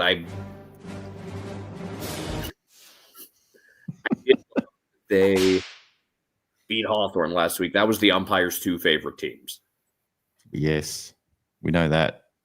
Different free kick differential, free kick Hawthorn. Same old every year. The Suns are up there too. But anyway, just gutty win. I know when John was on, he was talking about Ollie Dempsey and the way he kind of sneaks forward. I don't know if there's a more opportunistic player who just, he knows when the moment's going to be there. Does. And the crowd senses it too. And I don't think there's anyone I trust more in a key spot. Even with Jez's skill and, like Dangerfield's hit how many huge set shot goals in the last couple of years. I still just like Dempsey on the boundary. You just knew, oh, he's going to nail that. Yeah, you felt like it. I was like, did you hear them play the song before the goal was kicked? I can't remember who was kicking it. That was on one of Mana's goals. Oh, Mana's goal. And then I'm like, I've just said to the bloke next to me, just play the song now. This is a goal. Start playing the song. Off we go. It's sure like couple of baseball stadiums where it's, once in a while you hear like the home run music plays before the ball even lands. I love that. Yeah, it's great. Vince, where'd you go? You were in the chat before, but you disappeared. So you've lost your spot in the queue. I've got the Rock Gods coming on next. Glenn, I'm not sure. I wouldn't be surprised if Duncan gets next week off. Obviously, you bring O'Sullivan back. By the way, I loved giving O'Sullivan this game off. I think there were some people kind of panicking about it, but the way I see it was like he hasn't had as much time actually moving the ball along the wing with both Buse and Duncan in there. So maybe O'Sullivan just comes back for Duncan. And I also thought, he had struggled a bit his last couple games. It was just a really opportune time to give him a week off. And we were able to do that. Yep. And I think he'll come back in and be in good shape. Just, I still, because right now, when you have both Buse and Duncan in there, he doesn't get to do as much moving the ball along the wing.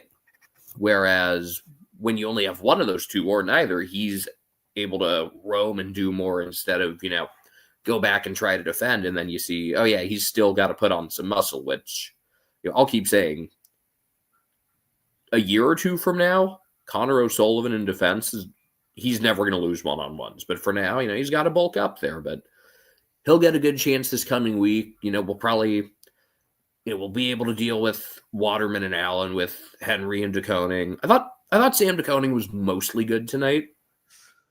Ooh, couldn't disagree with you harder on that one. Not as good as last week, but I thought he was solid still. It's hard to know. I've got to watch it again. It's hard. Yeah. You just see the opposition player taking a mark or getting on the end of a possession and Sam DeConning's trailing behind. But I'm not sort of seeing the lead up to that or where his teammates have let him down or how it's got down there so quickly. So I probably just need to watch the game again to judge his performance a bit more fairly, I'd say. At least first half, he was definitely sharp. Yes, I'd give him that. Just kind of really lost at either side of halftime and mostly into that fourth quarter a little bit. But, did some really good things as well. So it's not, I don't want to, we've had a win. I don't want to come on here and pot the players tonight because I don't really like doing it anyway, but I still find myself doing it, Ethan. I'll try not to. I think that's more the coach's job. Yep. I think of it as, I think what you got to do as a coach is you got to look for negatives and wins and positives and losses because it's easy to find positives when you win. It's easy to find negatives when you lose. Yes. Oh yeah, you're blinded by the result too. So if we lose this by a point, sack everyone. Chris Scott, we lose this one. I'm frustrated that we wasted such great games out of Jezza and Neil. Yep.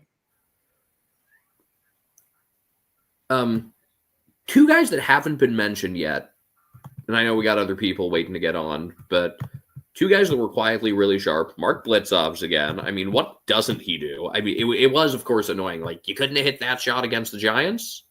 Yeah. It's like, of course he nails that. Of course. Yeah, of course. And Reece Stanley, Tim English had been in killer form these last couple of games. I mean, just on fire. And 43 hitouts.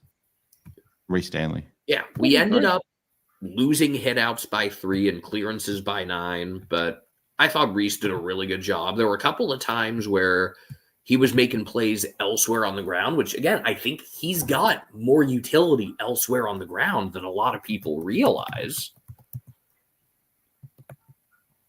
There was a couple of every game you get the Reece Stanley, 2 or 3 Reece Stanley mistakes. You get that. But I want to remember the moment at the very end, and probably in the last couple of minutes, maybe even in the last minute, where he just nearly killed himself trying to contest that in the middle of the ground. And I just he went down, and I was like, "Oh, is he okay?" And I'm like, "Mate, if you didn't do that, we don't get on the end of." I think Dempsey might have marked it on his chest, missed the goal, whatever. But I think that was the play. But I just so much respect for Reece. Just love him, and he's not the best player going around, but I just love him anyway. I just love to love him. He's one of my favourites for sure. Let's get you 3, 2, 1s, and then we'll get on the Rock God. Yeah. Honorable mention, Bailey Smith. Honorable mention as well, Tom Atkins, just doing all the little things. Also Sean Manna, Ollie Dempsey. But 1, Max Holmes got better as the game went on. 2, Shannon Neal. He remembered how to use his hands, and it went really well. And 3, it's got to be Jeremy Cameron. Last week he kicked 7, but they were, a decent amount of them were with the game decided. This time he made them count. He was good tonight, just his hands. There's probably only one moment where he kind of went back and just didn't quite clunk it like he normally would, and kind of fell over awkwardly backwards, and it sort of got out of there again pretty quickly. But other than that, Jezza was just absolute A+ tonight. And you know what else? I think you might forget. He had the mark. It was a contested mark in the midfield against Lob that set up the go-ahead goal. Yep. Which he did it, I love that he's mostly just playing in the forward 50. I don't need to see him in different spots other than, last couple minutes of a quarter. But for him to come out of there, take that mark, and then see that he had Shannon ahead and that Shannon was able to outrun O'Donnell, that was great. And that was just as if he hadn't done enough already. I think it's pretty clear each team's best player tonight. It was him and Richards, but that moment really sealed. Like, wow, what a performance! Even if he only had, he got credit with 14 disposals. He had some capital M moments. Yeah, I agree. No, it's just a good all-round effort from the Catters tonight. Don't knock English. He gave us half our frees. Yes. It's funny, I'm looking at the numbers, and nobody had more than 3 frees for or against, but it felt like English had a few more for sure. Yeah, I think so. You got a lot of blonde guys there these days, haven't they? Yeah. Davidson's got the hair to come down the highway. That's right. Like we can talk about blonde blokes at Geelong. A few, haven't we? Anyway, great win. Let's rest up, get healthy, and go out for another tough one next week. Another big win. Another 100-point win. It would be nice. What have we won by last time against West Coast? Maybe. Yeah, hopefully the Crows take him back down to earth, and then we go and do our thing. I think that'd be nice. Mate, always a pleasure. Everyone, put it in your calendars. Port Adelaide game down at Geelong. We're going to find it's either a lunch or a post-game thing. It's definitely happening. I'm going to have to. Someone in the comments did say might want to get in quickly if we're going to book little creatures. So I might have to give that some thought. But yeah, it'd be good for everyone to come together at the one time. I didn't see anyone tonight at the game. I didn't notice anyone. So unless they notice me, they just don't give a shit. But that's fine. They love Paul. They absolutely love Paul. But attendance was only announced to like 32-6. It looked like there were no open Really? seats. Oh, God. Looked like there were 0 open seats. Yeah, there was a few, but there was also a hell of a time getting through the gate as well. But that's a whole nother story. Yeah. All Anyway, right, matey. You take care. Always a pleasure. Great win. A lot easier to enjoy another 8 games now that we have one in the bag. So much better. We're cruising now. We'll see you in the next one, hopefully. Sunday night. I don't know what time it'll be your time, but yeah, because it's I think it's a holiday in WA. Yeah, okay. So Sunday morning San Francisco time. Yeah, let me check. What time is that game? I forget. 7:20 Australian. It's about the same time as this one, just 10 minutes earlier. Basically, yeah. Yep. Yeah, that's no big deal. Yeah. So all right. Not great for post-game live for me because I've got to go to work on Monday morning, but that's okay. Yeah, it's just Sunday morning for me, so. Yeah, so nice and easy. Yep. Onward and upward, let's keep winning. Go Cats. Go Cats. There, mate. Beautiful. All right, before I get Jake Grover on the show, where's my little thing? Where is it? I've lost it. It's disappeared somewhere. Paul's hidden it on me. No, he hasn't. All right, quick shout out from Cyril Cook, the sponsor of the Hoops Crew. The Hoops Crew Media Network is proudly sponsored by Cyril Cook Florist. Use the offer code GOCATS at checkout when shopping their store online to get 20% off your next purchase. All right. He's been waiting very patiently. Thank you very much. Hello. Welcome back. How are you going? I have got a graphic ready for you. It's ready to go. Nice. If I can just find it. Yep. Bang. Boom. Music Nice. royalty. Well, you're not image. I've got to find a better image. I was racking my brain. What can I use? Will he come back on? I think this is your second go around or third time round. I can't remember. Yeah, I don't know if you remember, but when I came on last time, it was that like horrible Brisbane loss where it felt like we had it stitched up and then we kind of chucked it all away. So at half time, when they kicked that goal in red time, and every quarter that they kicked the goal in red time, I was just like, I'm going to go on again tonight, and it's going to be the same situation where we just piss it up the wall. But anyway, got there in the end. We got there in the end, but it was right. It was pissing me off. These goals in red time, like 2 goals in 30 seconds, I think, at the end of the third. I'm like, back to 10 It felt like Stewie was involved in every single one, even though I don't think he was, but it just felt like he was. And I was just thinking, like, get him off, get him right. A few more weeks on the sidelines. But anyway, got there in the end, and I don't want anyone talking about West Coast being an easy win because that is such a banana peel game. I can just feel it. Like we just play to the level. Whoever we play against, we just play to the level. So, especially at Optus, I think we need to be a bit more cautious of that. I'm trying to rack my brain to think of the worst loss that we've had in the last 20 or 30 years. I mean, the one that you just against a shit team that's bottom 4, bottom 2. That I don't know if we've lost to someone at the bottom of the ladder for a while. I'm sure if we are Swamp Thing, Carlton have got us a few times over the years, especially when we're in our prime. I just felt like Carlton always pinched us at marble. Remember when we lost to Adelaide in round 1 of 2023, immediately after winning a flag? Oh no, sorry, 2021, immediately after playing in the grand final, we lost them. Okay. Gold Coast was pretty bad last year. That was pretty horrendous. But I guess they weren't too bad then. No, they had their start of year bounce, as they always have.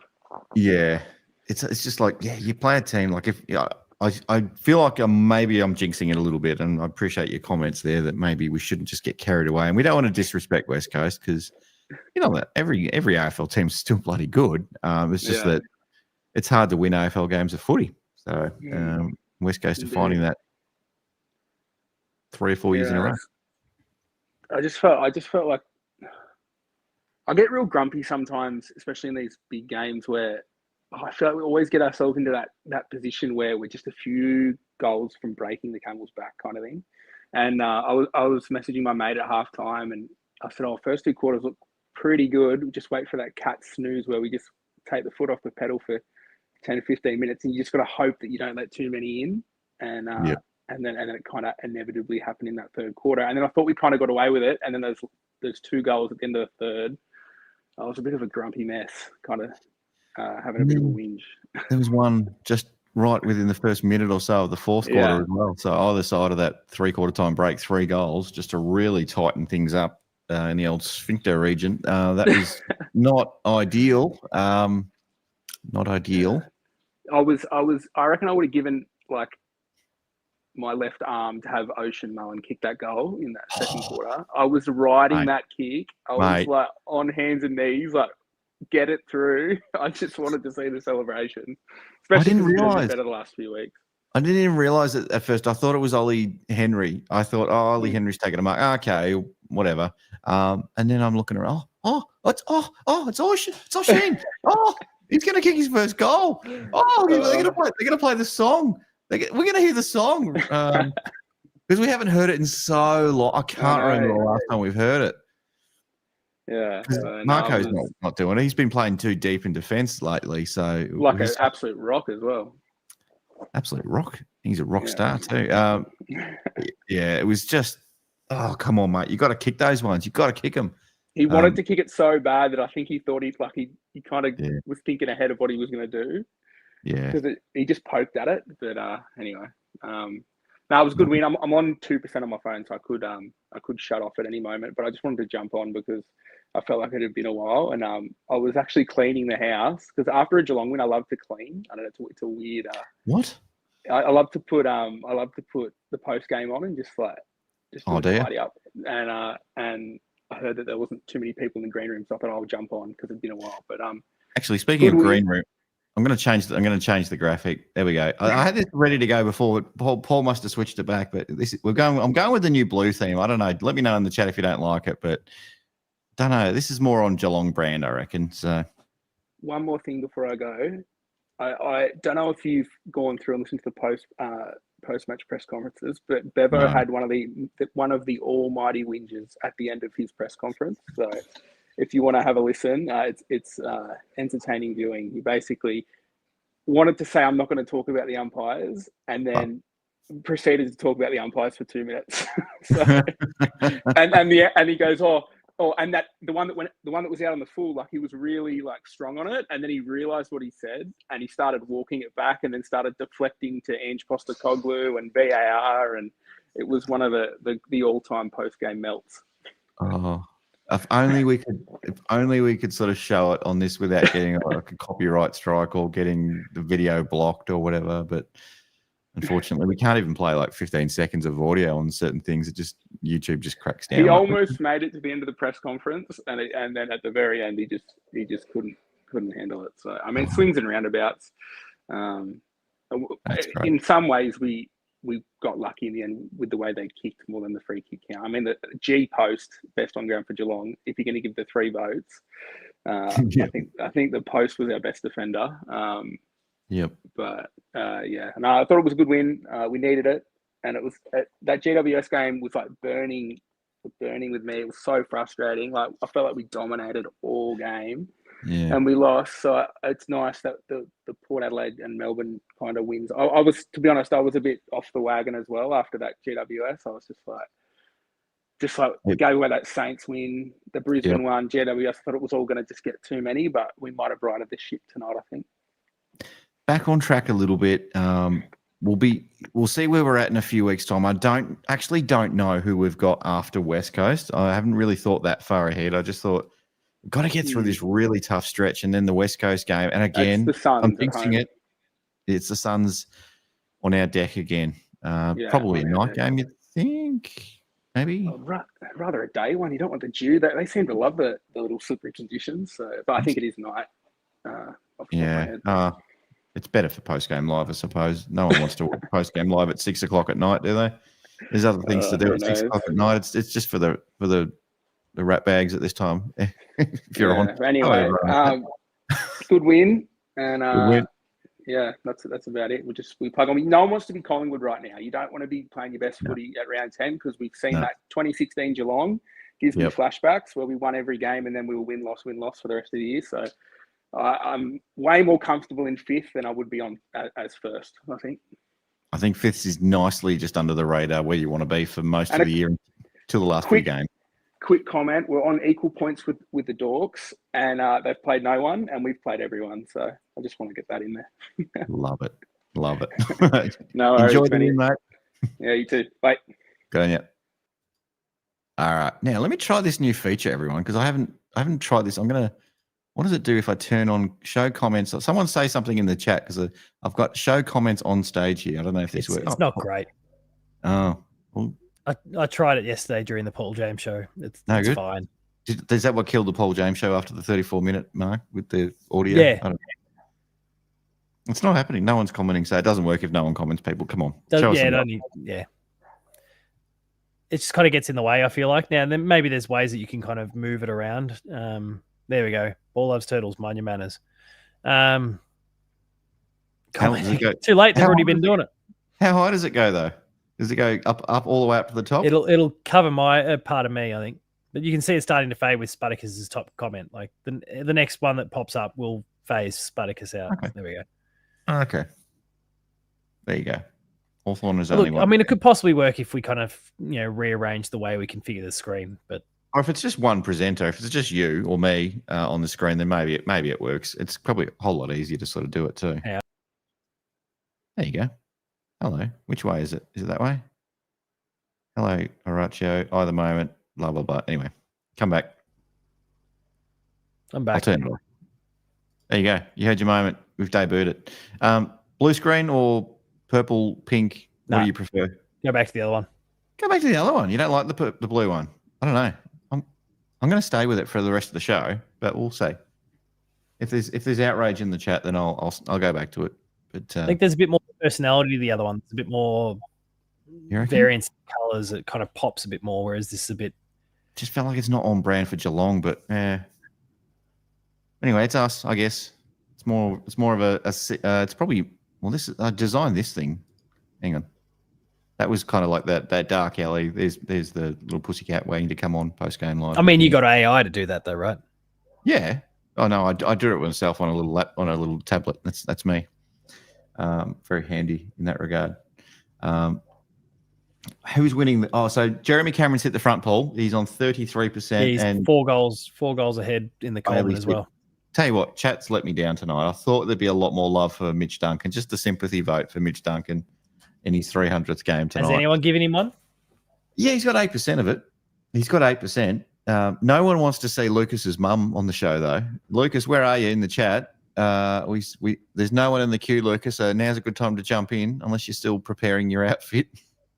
What are your things going to be? I can't believe we're going to. Is he planning on coming on still? Maybe this popped up while I was. Oh, hang on. He's on there. As if on cue. You bugger off. I'll get him on. I'll get out of here. I might disappear after this anyway because I am cooked and I've got to get into work tomorrow. Yeah, no worries. I just just dropped a vote on Mitch Duncan, so get around. Sweet. 9%. Love it. All right, turn your camera on Vince's husband. That's the name you're going. I'll stick around until he's ready. Until he's 100% ready to jump in, I'll stick around. But here he goes. He's good. There we go. All right, I'm out. See ya. Toodaloo. All right. Oh. Oh God. Hello. My name's Bond. James Bond. Hello, Bond. James Bond. It was a very good win by our Cats today, wasn't it? Very good win. It's a great win. It was a fantastic win. Are you very? What are you doing? What have you been smoking? You've got so many clothes on. What is happening with all these clothes? How many layers are you wearing tonight? I've lost a bit. You've got the bed behind us. Are you about to do something on the bed? Is that part of the act? Don't do that. We don't. This is not that platform, Lucas. Hello, Paul. Hello, Paul. You got to go to Paul's OnlyFans for that. Paul, drop the link for your OnlyFans in the chat, please. Right. No, is Vince here? I have seen Vince in the chat. I don't know if Vince. Are you about to propose or something? You got a ring in your pocket or something, or you're already married? Something's happened in the last couple of days. So Vince was here earlier. but I'm not sure where Vince has got to since. So, chat, let's get the Vince chant going. Let's get only. There you go. That's Paul's OnlyFans. Get on that one. Apparently, he does it on Discord as well and on Patreon. I'm lying. Specialize in feet pictures. Oh, hang on. We've had contact from Vince. We've had some contact. Paul's whipping himself now. Almost too scared. You don't have to come That'll on. be the other OnlyFans channel. Hello, Vince. God. Did I have any graphics lined up for that? I'm not sure if I did. That's probably a bit too much. That's a bit too forward with the hello, Vince, isn't it? That's probably going to scare her off. It's borderline creepy. We're still waiting for so I'm not Lucas and you're not Scotty, but I still got this graphic ready to go for when Scotty the serial pest comes back, but unfortunately too busy on Blue Abroad. So don't worry about him. You're too busy on Blue Abroad as well. You're ruining our relationship with not that Pommy comes on every now and then. Terry, if you're watching, you still owe us a visit on Postgame Live, Terry. Well, he won't. Not after Lucas's efforts. He won't be coming on until Carlton wins. So that probably means not for the rest of the season. Delayed whip crack there for Paul. No, I don't think Carlton's making finals this year. So sorry, Blues fans, any Baggers fans watching this. Don't know if there'd be many Baggers fans watching this. Lucas, tell me about the game though tonight. Before you start your striptease, and as I said, I haven't queued up the striptease music yet. Paul, if you want to find something to rip off YouTube, then go for it. But maybe they're ready to come off. They're ready to come off. The tan pants are coming off. Have you got a dance move? Show us your dances, because I'm sure you had a bit of a dance at the pub after the game last week. What's your favorite? What's your go-to dance move on the dance floor? Have I not embarrassed myself too much on this show? No. Where's Mum? Where's Mum? Well, why haven't we got Mum on? Because no one's voted. No one's done a super chat for Mum, so that's going to have to bypass that one. Don't keep those super chats waiting. Don't. No. We'll do that one on a week where we're not doing post-game live at 12:34 in the morning. Yeah. No, on a school night. On a school night. On a work night. She's got work, so she can't. Yeah, she's in bed, so she can't come on this late. She actually did watch the game with me. She said she wishes that Basilenko was with the Adelaide Crows, and I told her where to go. Politely. Yeah, sure. So. Cool. So, I swear I did politely. Oh, shit. Well, there goes the comments. Domestic abuse? Absolutely not. No. She said, oh, gee, I wish I could have a play like that. I said, well, you kind of sort of have a play like that. You've got Dawson, inside mid. Not as good, probably a C grade version, but same player inside mid ball. But there you go. But she's like, oh no, this Bailey Smith, he always runs hard. He's got good work ethic. I said, well, only the best player in Geelong, unless your name is Shannon Neal, Jezza Cameron, Sam De Koning. And I'm glad. I'm glad that they responded. They must watch this show. Sam De Koning, what the fuck was that in the first quarter, mate? What was that in the first quarter? Any chance of taking a mark? So I hope you're watching, mate, because you'll be in the twos as well. So hopefully next week against West Coast, if you are watching, 20 intercept marks. That's probably asking a bit too much. And 6 goals. 10, yes, yeah.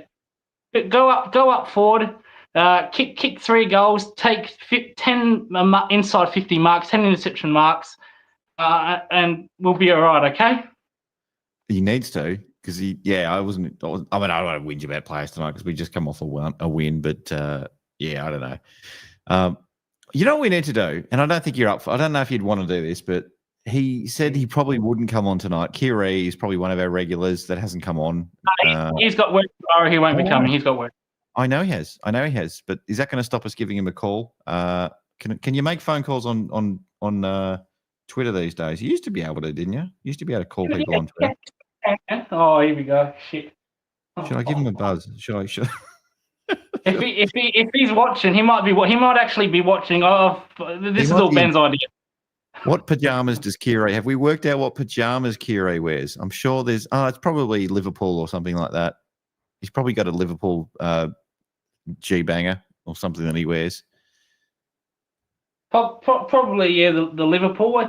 He's into his Star Wars. He might have a Star Wars pajamas. So, likes his Star Wars. Do we get demonetized for that, Paul? I don't know. I tell you what, he really liked that bloke that came on last week with the hood. He said he was fantastic. Which one was that? Was on your little live game cross thing or someone else? I can't remember. No, the one. No, shit. The Dark Lord. Sorry, the Dark Lord. That was a few weeks ago now. Previous week, yeah. I don't know. I don't know what day of week it is with me all doing this. So I have not an absolute clue. So don't ask. But he said, yeah. How's your beard going? It's gone. Didn't save anything. Gone, trimmed. No, I got cricket preseason coming up, and my hair had to go because it gets annoying. So in the helmet, not that I need to wear helmets anyway. I'm not out there for long to wear a helmet. I'm a bowler, but no, it can get annoying when you do bowl with long hair. So I thought about the headband. I thought about getting a headband from Cotton On. Actually, I got this lovely piece from Cotton On last week. So I thought, beautiful. You know what? That's our sponsor.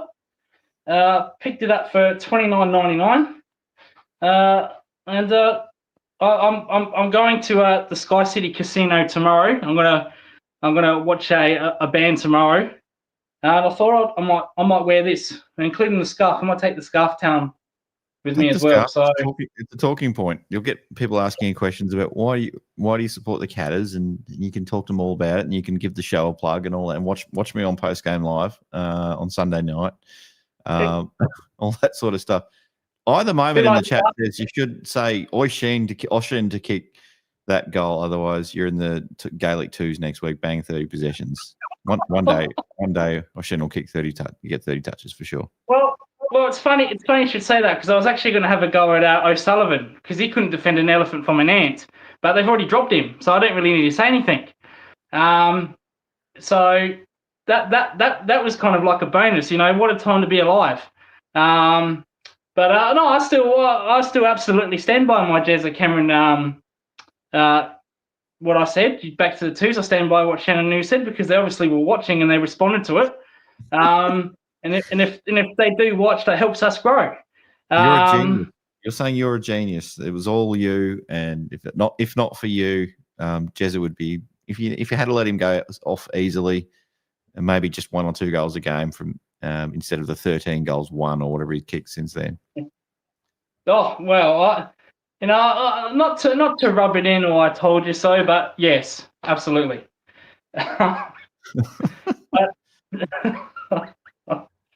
Can you say the same thing about Ollie Henry now? Says Jezelenko.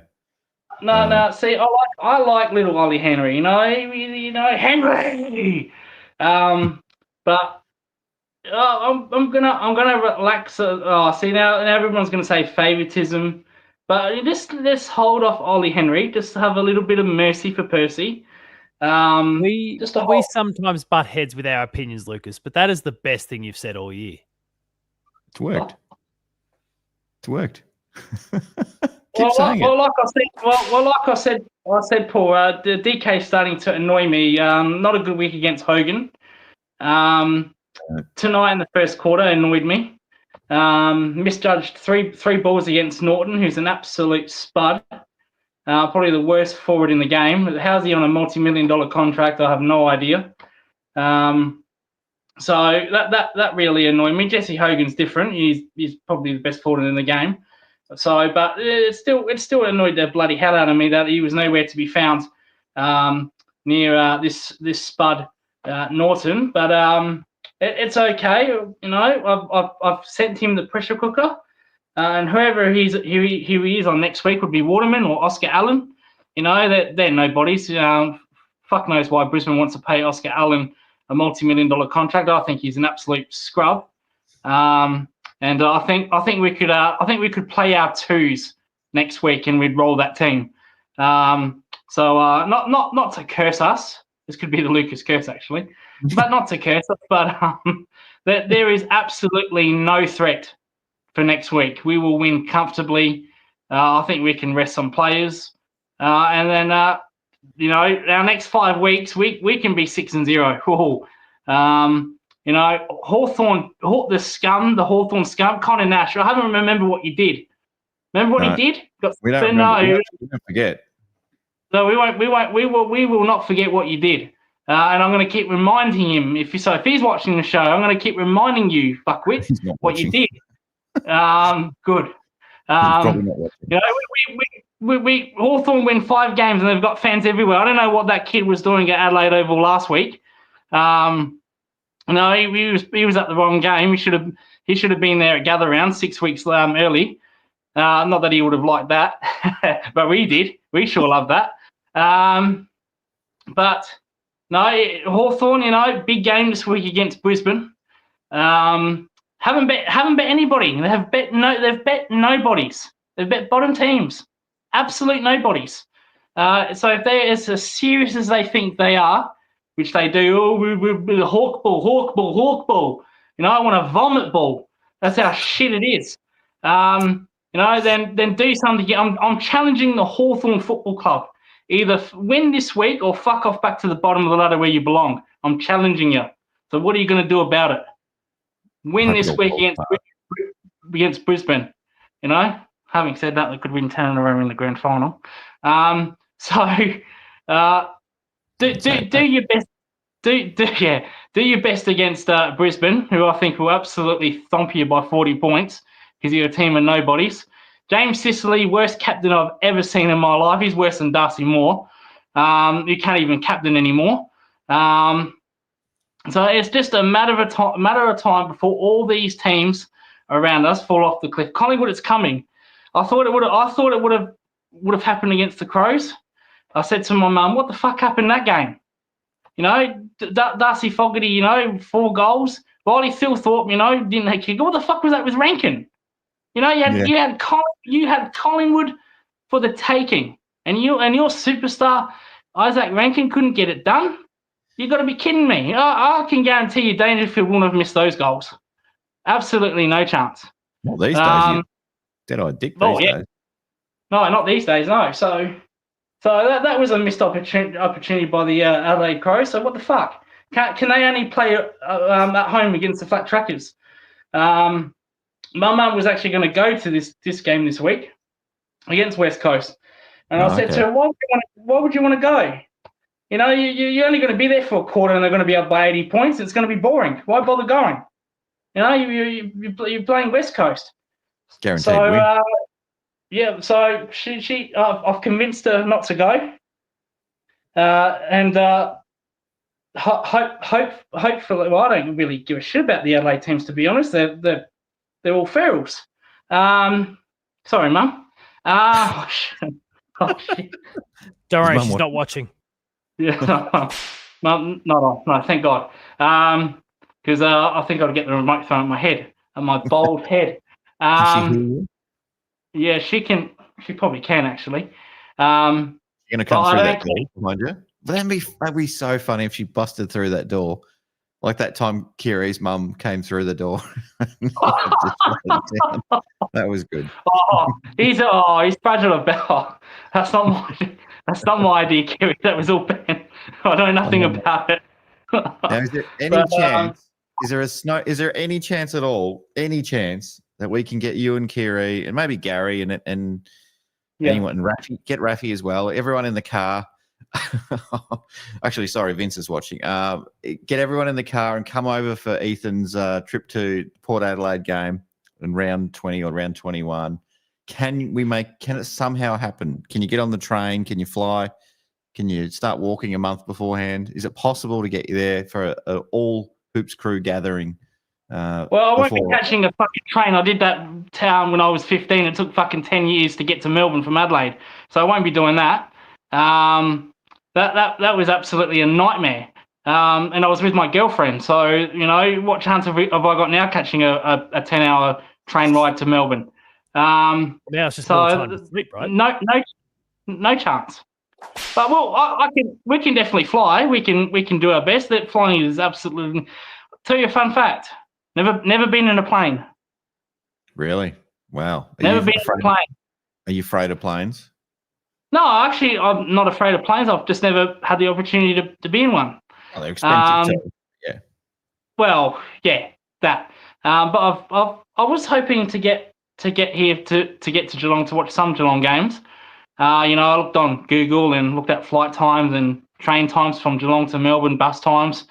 So I have experimented with it, but flying is not out of the question. It's just I've never had an opportunity to watch it.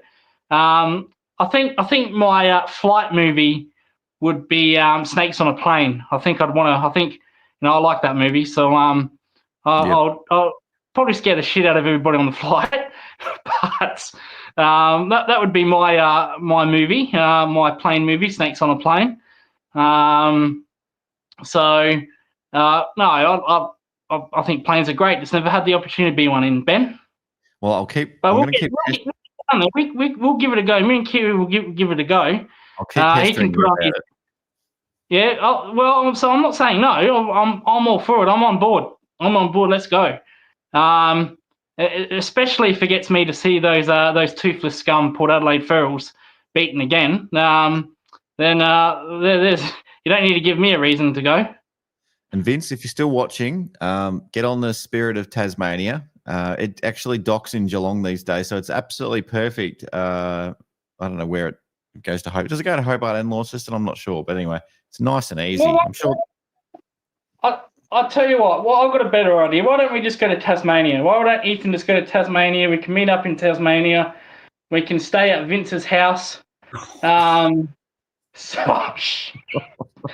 know, we've got the betting arrangements all done. You know,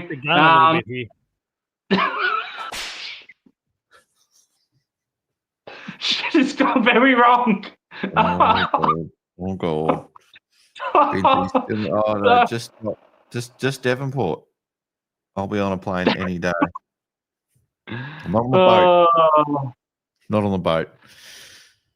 Ooh, not on a boat. No. So you know, we can go down to Tasmania Vince's house. I've got my. I don't need to bring a sleeping bag. That's for sure.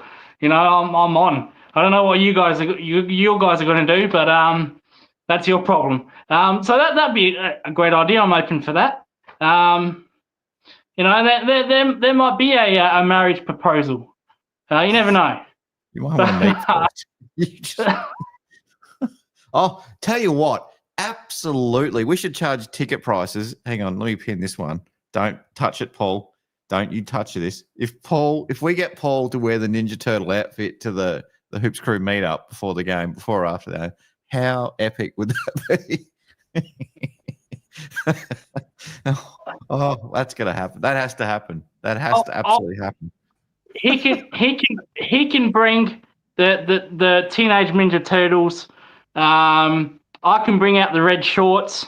Vince can be nude. We can all have fun. No, Vince can wear whatever Vince wants to wear. I think it's fair. But Paul's left the building. Dress responsibly.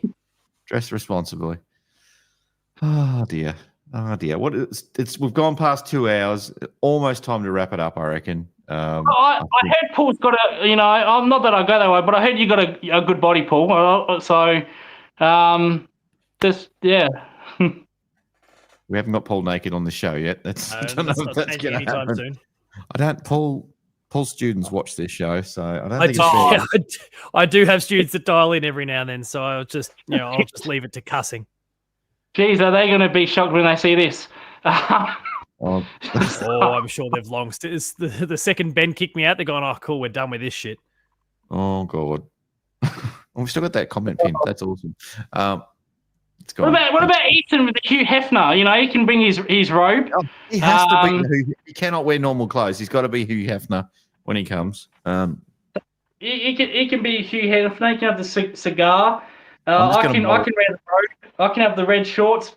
Paul can wear the robe. We can all undo our robes, and he can show off his ninja, whatever they are. And I'll pull out the red shorts. I've got the red shorts on underneath, but we're not going to show it tonight because it's only the Bulldogs. They're nobodies. Don't rate them at all. So who have we got next week? Oh, fuck, West Coast. Well, that's a nothing team. We'll win that with our twos. Points in the bank. Most of our team have been playing like they're in the twos.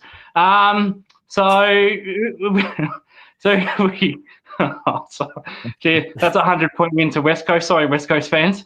Who we got after that? Gold Coast. Nothing team. They're crap outside the northern states.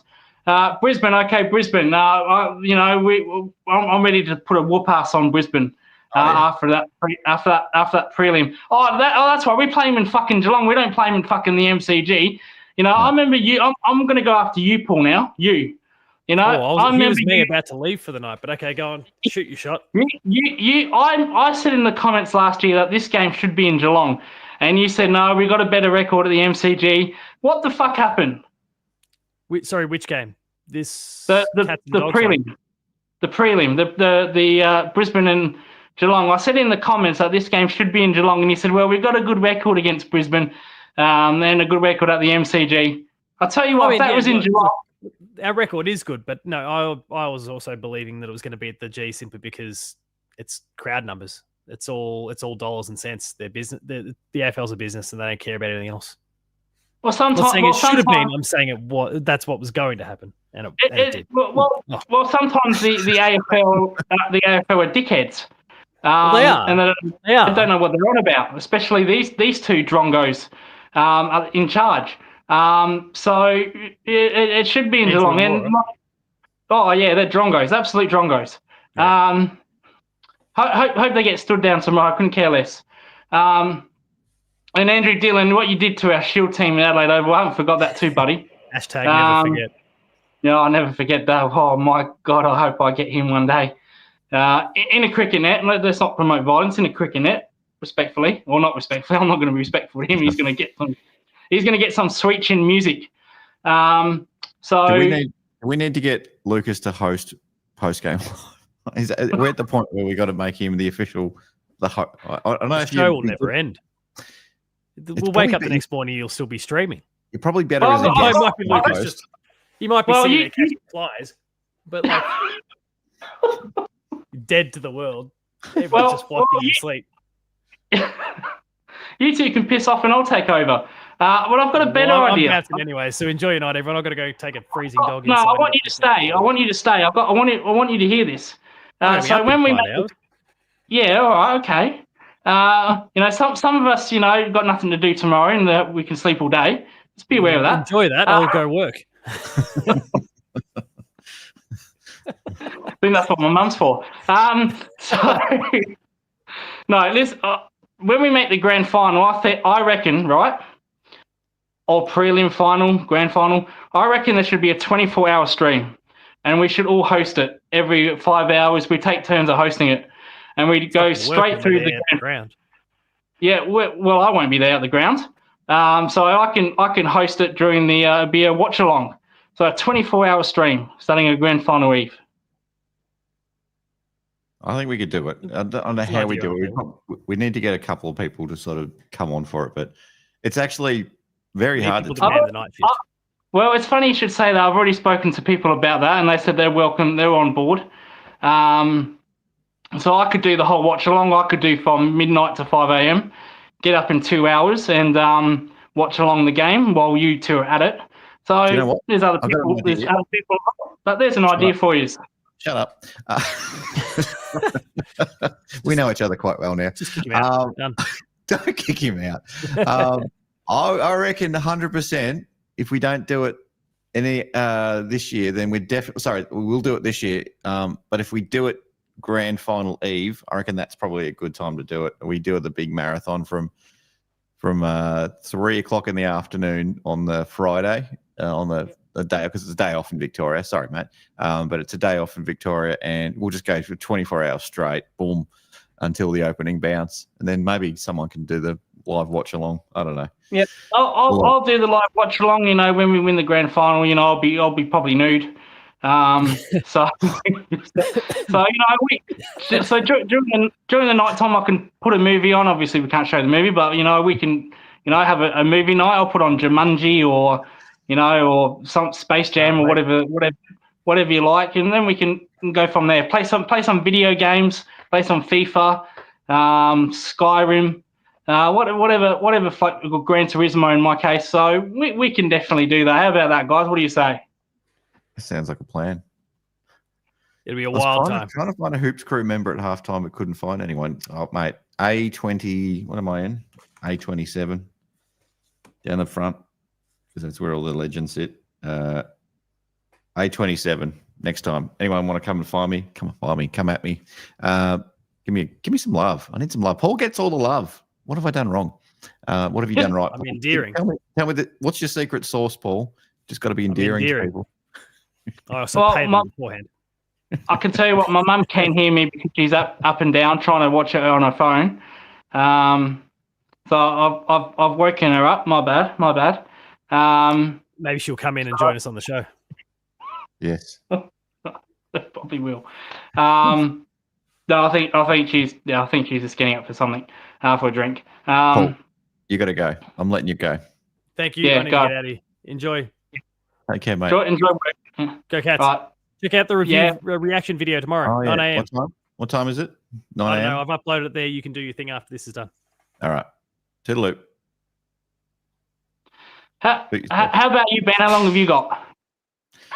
I've got another 5 minutes with you, and then I've got 2 minutes to wrap it up, and then I'm going to play your favorite song at the end of the show. Oh no, that's good. Oh. You hate the AI song, don't you?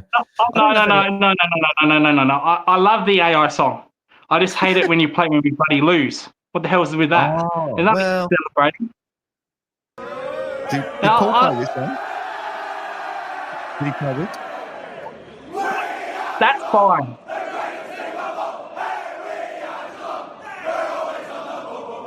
Good.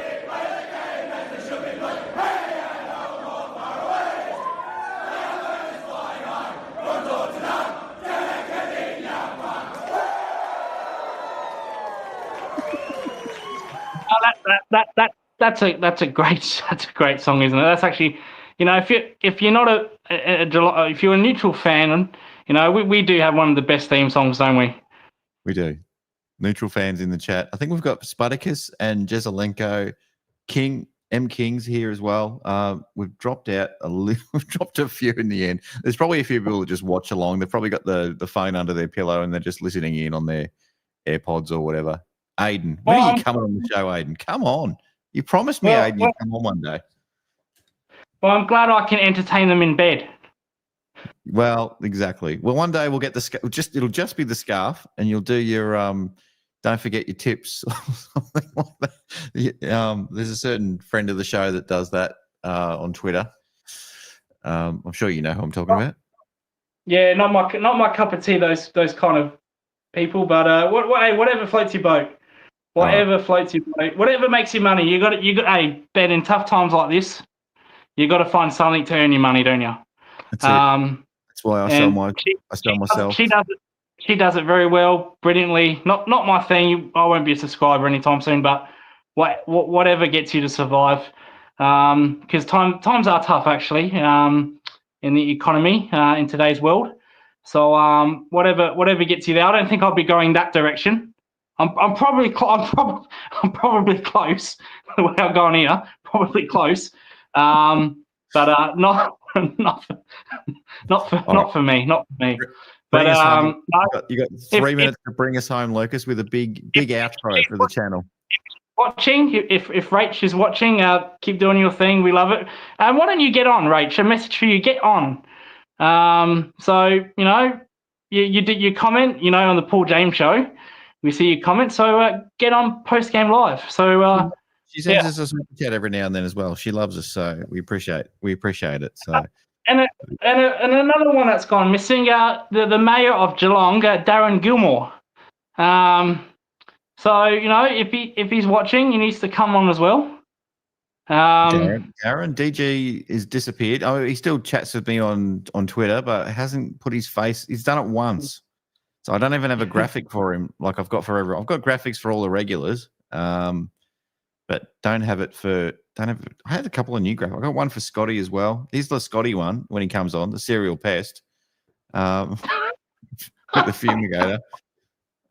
Jared Fox, if you're watching, we got the Fox. The Sim Dog we had the other day. Nick's lost in overtime. The media kid, the journalist. Ben, where is he? Ben Harris. He's got because he's the round 9 pizza winner. So I'll have to get some kind of journo picture or something. Shout outs to the best pizza in Geelong, probably if not Victoria, Shannon's Pizza, and Cyril Cook Florist as well. The best flower shop in Victoria. You're good with the sponsor shout-outs. And last one, Vince with the ballet, because Vince was come from watching the ballet after we had the win. I think we had a win. No, maybe we didn't. I can't remember. Anyway, Vince, I've got the ballet one there for you if you come on again at some stage. Yeah, Vince, I've been kind to you. I sang you a song, Uptown Girl. She's been living in a right pretty world. So nothing's working, So I might have to go to the drawing board. I've tried to look respectful. Have I not done that? This is probably the best I've actually looked, and not nude all the time. So maybe that's what she wants, though. What they want. Maybe they want a bit of nudity from you, mate. So. It's probably not. Anyway, it's getting late. Mate, I got to go to bed. And everyone else probably needs to go to bed too. You need to strip off and start practicing your dance moves. Have you got the pole set up yet? When's that being installed? When's the aluminum pole getting put in? Just greased up with a bit of olive oil. No. I'll show you a quick dance move, but no pole. So last week when I was on the dance floor, this is exclusive. Oh, fuck, isn't this going to be great? As if I can't humiliate myself any further. So does something like this. Hand on his shoulder, then go 1, 2, 3, turn. So that. Do it again. Oh no.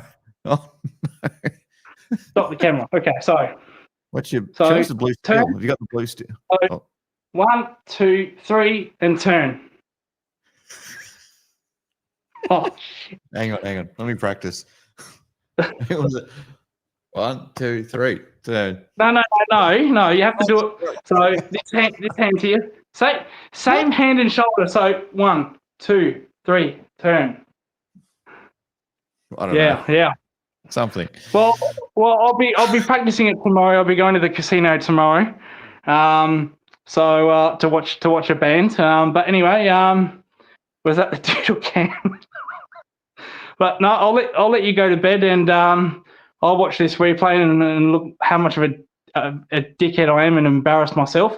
But that's all right, and we'll see you for. We'll see you for West Coast. Shout out to Kiri, can't watch. Shout out to anybody, like and subscribe. And thank you and goodbye. All the best, mate. Take care. All right. There he goes. Thanks, Lucas. Always good to finish a post-game live with a bit of Lucas action. Chat's been awesome, as always. Vince, good to see you in the chat. The chat does love a bit of Vince. As well. I know Lucas does, but I think the chat wants to see a bit more Vince down the track. Vince is in the Ninja Turtle pajamas. I posted that just before. And a face mask. We've never had someone in Ninja Turtles pajamas and a face mask on the show. So there's always a first, Vince. There's always a first if you're up for that, but maybe not now because it's late. It's 1 a.m. and I need to work tomorrow morning. Thanks, everyone. The Cats had a lovely win. It's always nice when the Cats get a win at home. Couldn't lose 2 in a row at home, could we? Massive thank you to Shannon Pizza, as always, to Cyril Cook, sponsor of the Hoops Crew Media Network. Who am I going to give the pizza to this week, though? Thoughts in the comments. Tell you what, I keep looking at there's people that keep popping up over and over. And Spartacus, are you from Victoria, Spartacus? I can't remember. I thought you were from Jeslenko. Where are you from? Because I want to give it to one of you, but not if you're not. If you're from out of state, if you're coming to Victoria anytime soon, Strider Knight, where are you from? Martin Hunter. I haven't seen Martin in the chat before. Apologies if I have and I've just forgotten. But Martin Hunter, if anyone's from, if you're from Victoria, if you're from Geelong, let's say the pizza in the chat. Otherwise, I'm going to have a bit of think about it, or I might have to give it to Vince for when Vince comes over for the Hoops Crew meet up at some point. Aiden, you're close to it as well, mate. But I'm not going to give it to you this week, Aiden, because you got to come on the show first, mate. You promised me you're coming on, but yeah, I'll get you on at some point. All right, I think I'm going to think about this one. I'm not going to award it tonight. I'll let Paul know. We'll figure it out in the next couple of days. Cats had a nice 14-point win. We'll go again, West Coast, do it all over again. Until next time, everyone, I'm going to play the outro. That's me done. Go Cats. See you in the next one. Take care.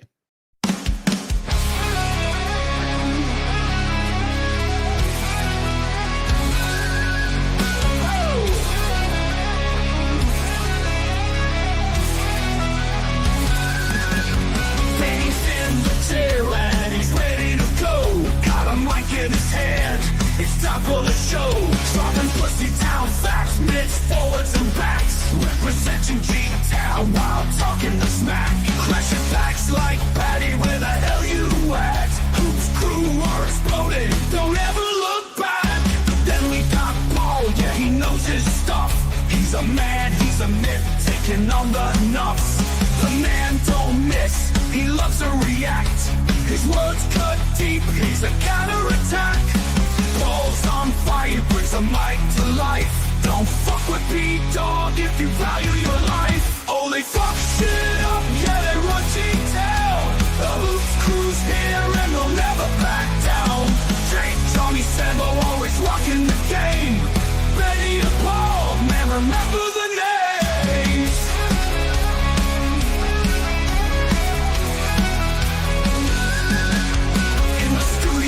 Jake's bringing the noise with Johnny and Sambo, the chaps chat boys. They're electric and they're ready to roll. The boys are on fire and they're taking control. Recaps and previews, yeah, they cover it all. Part of the Hoops Crew with Benny and Paul. They fuck shit up, yeah, they run G-Town. The Hoops Crew, baby, they'll never back down. Jake, Johnny, Sambo, always rocking the game. Benny and Paul, chasing glory and fame.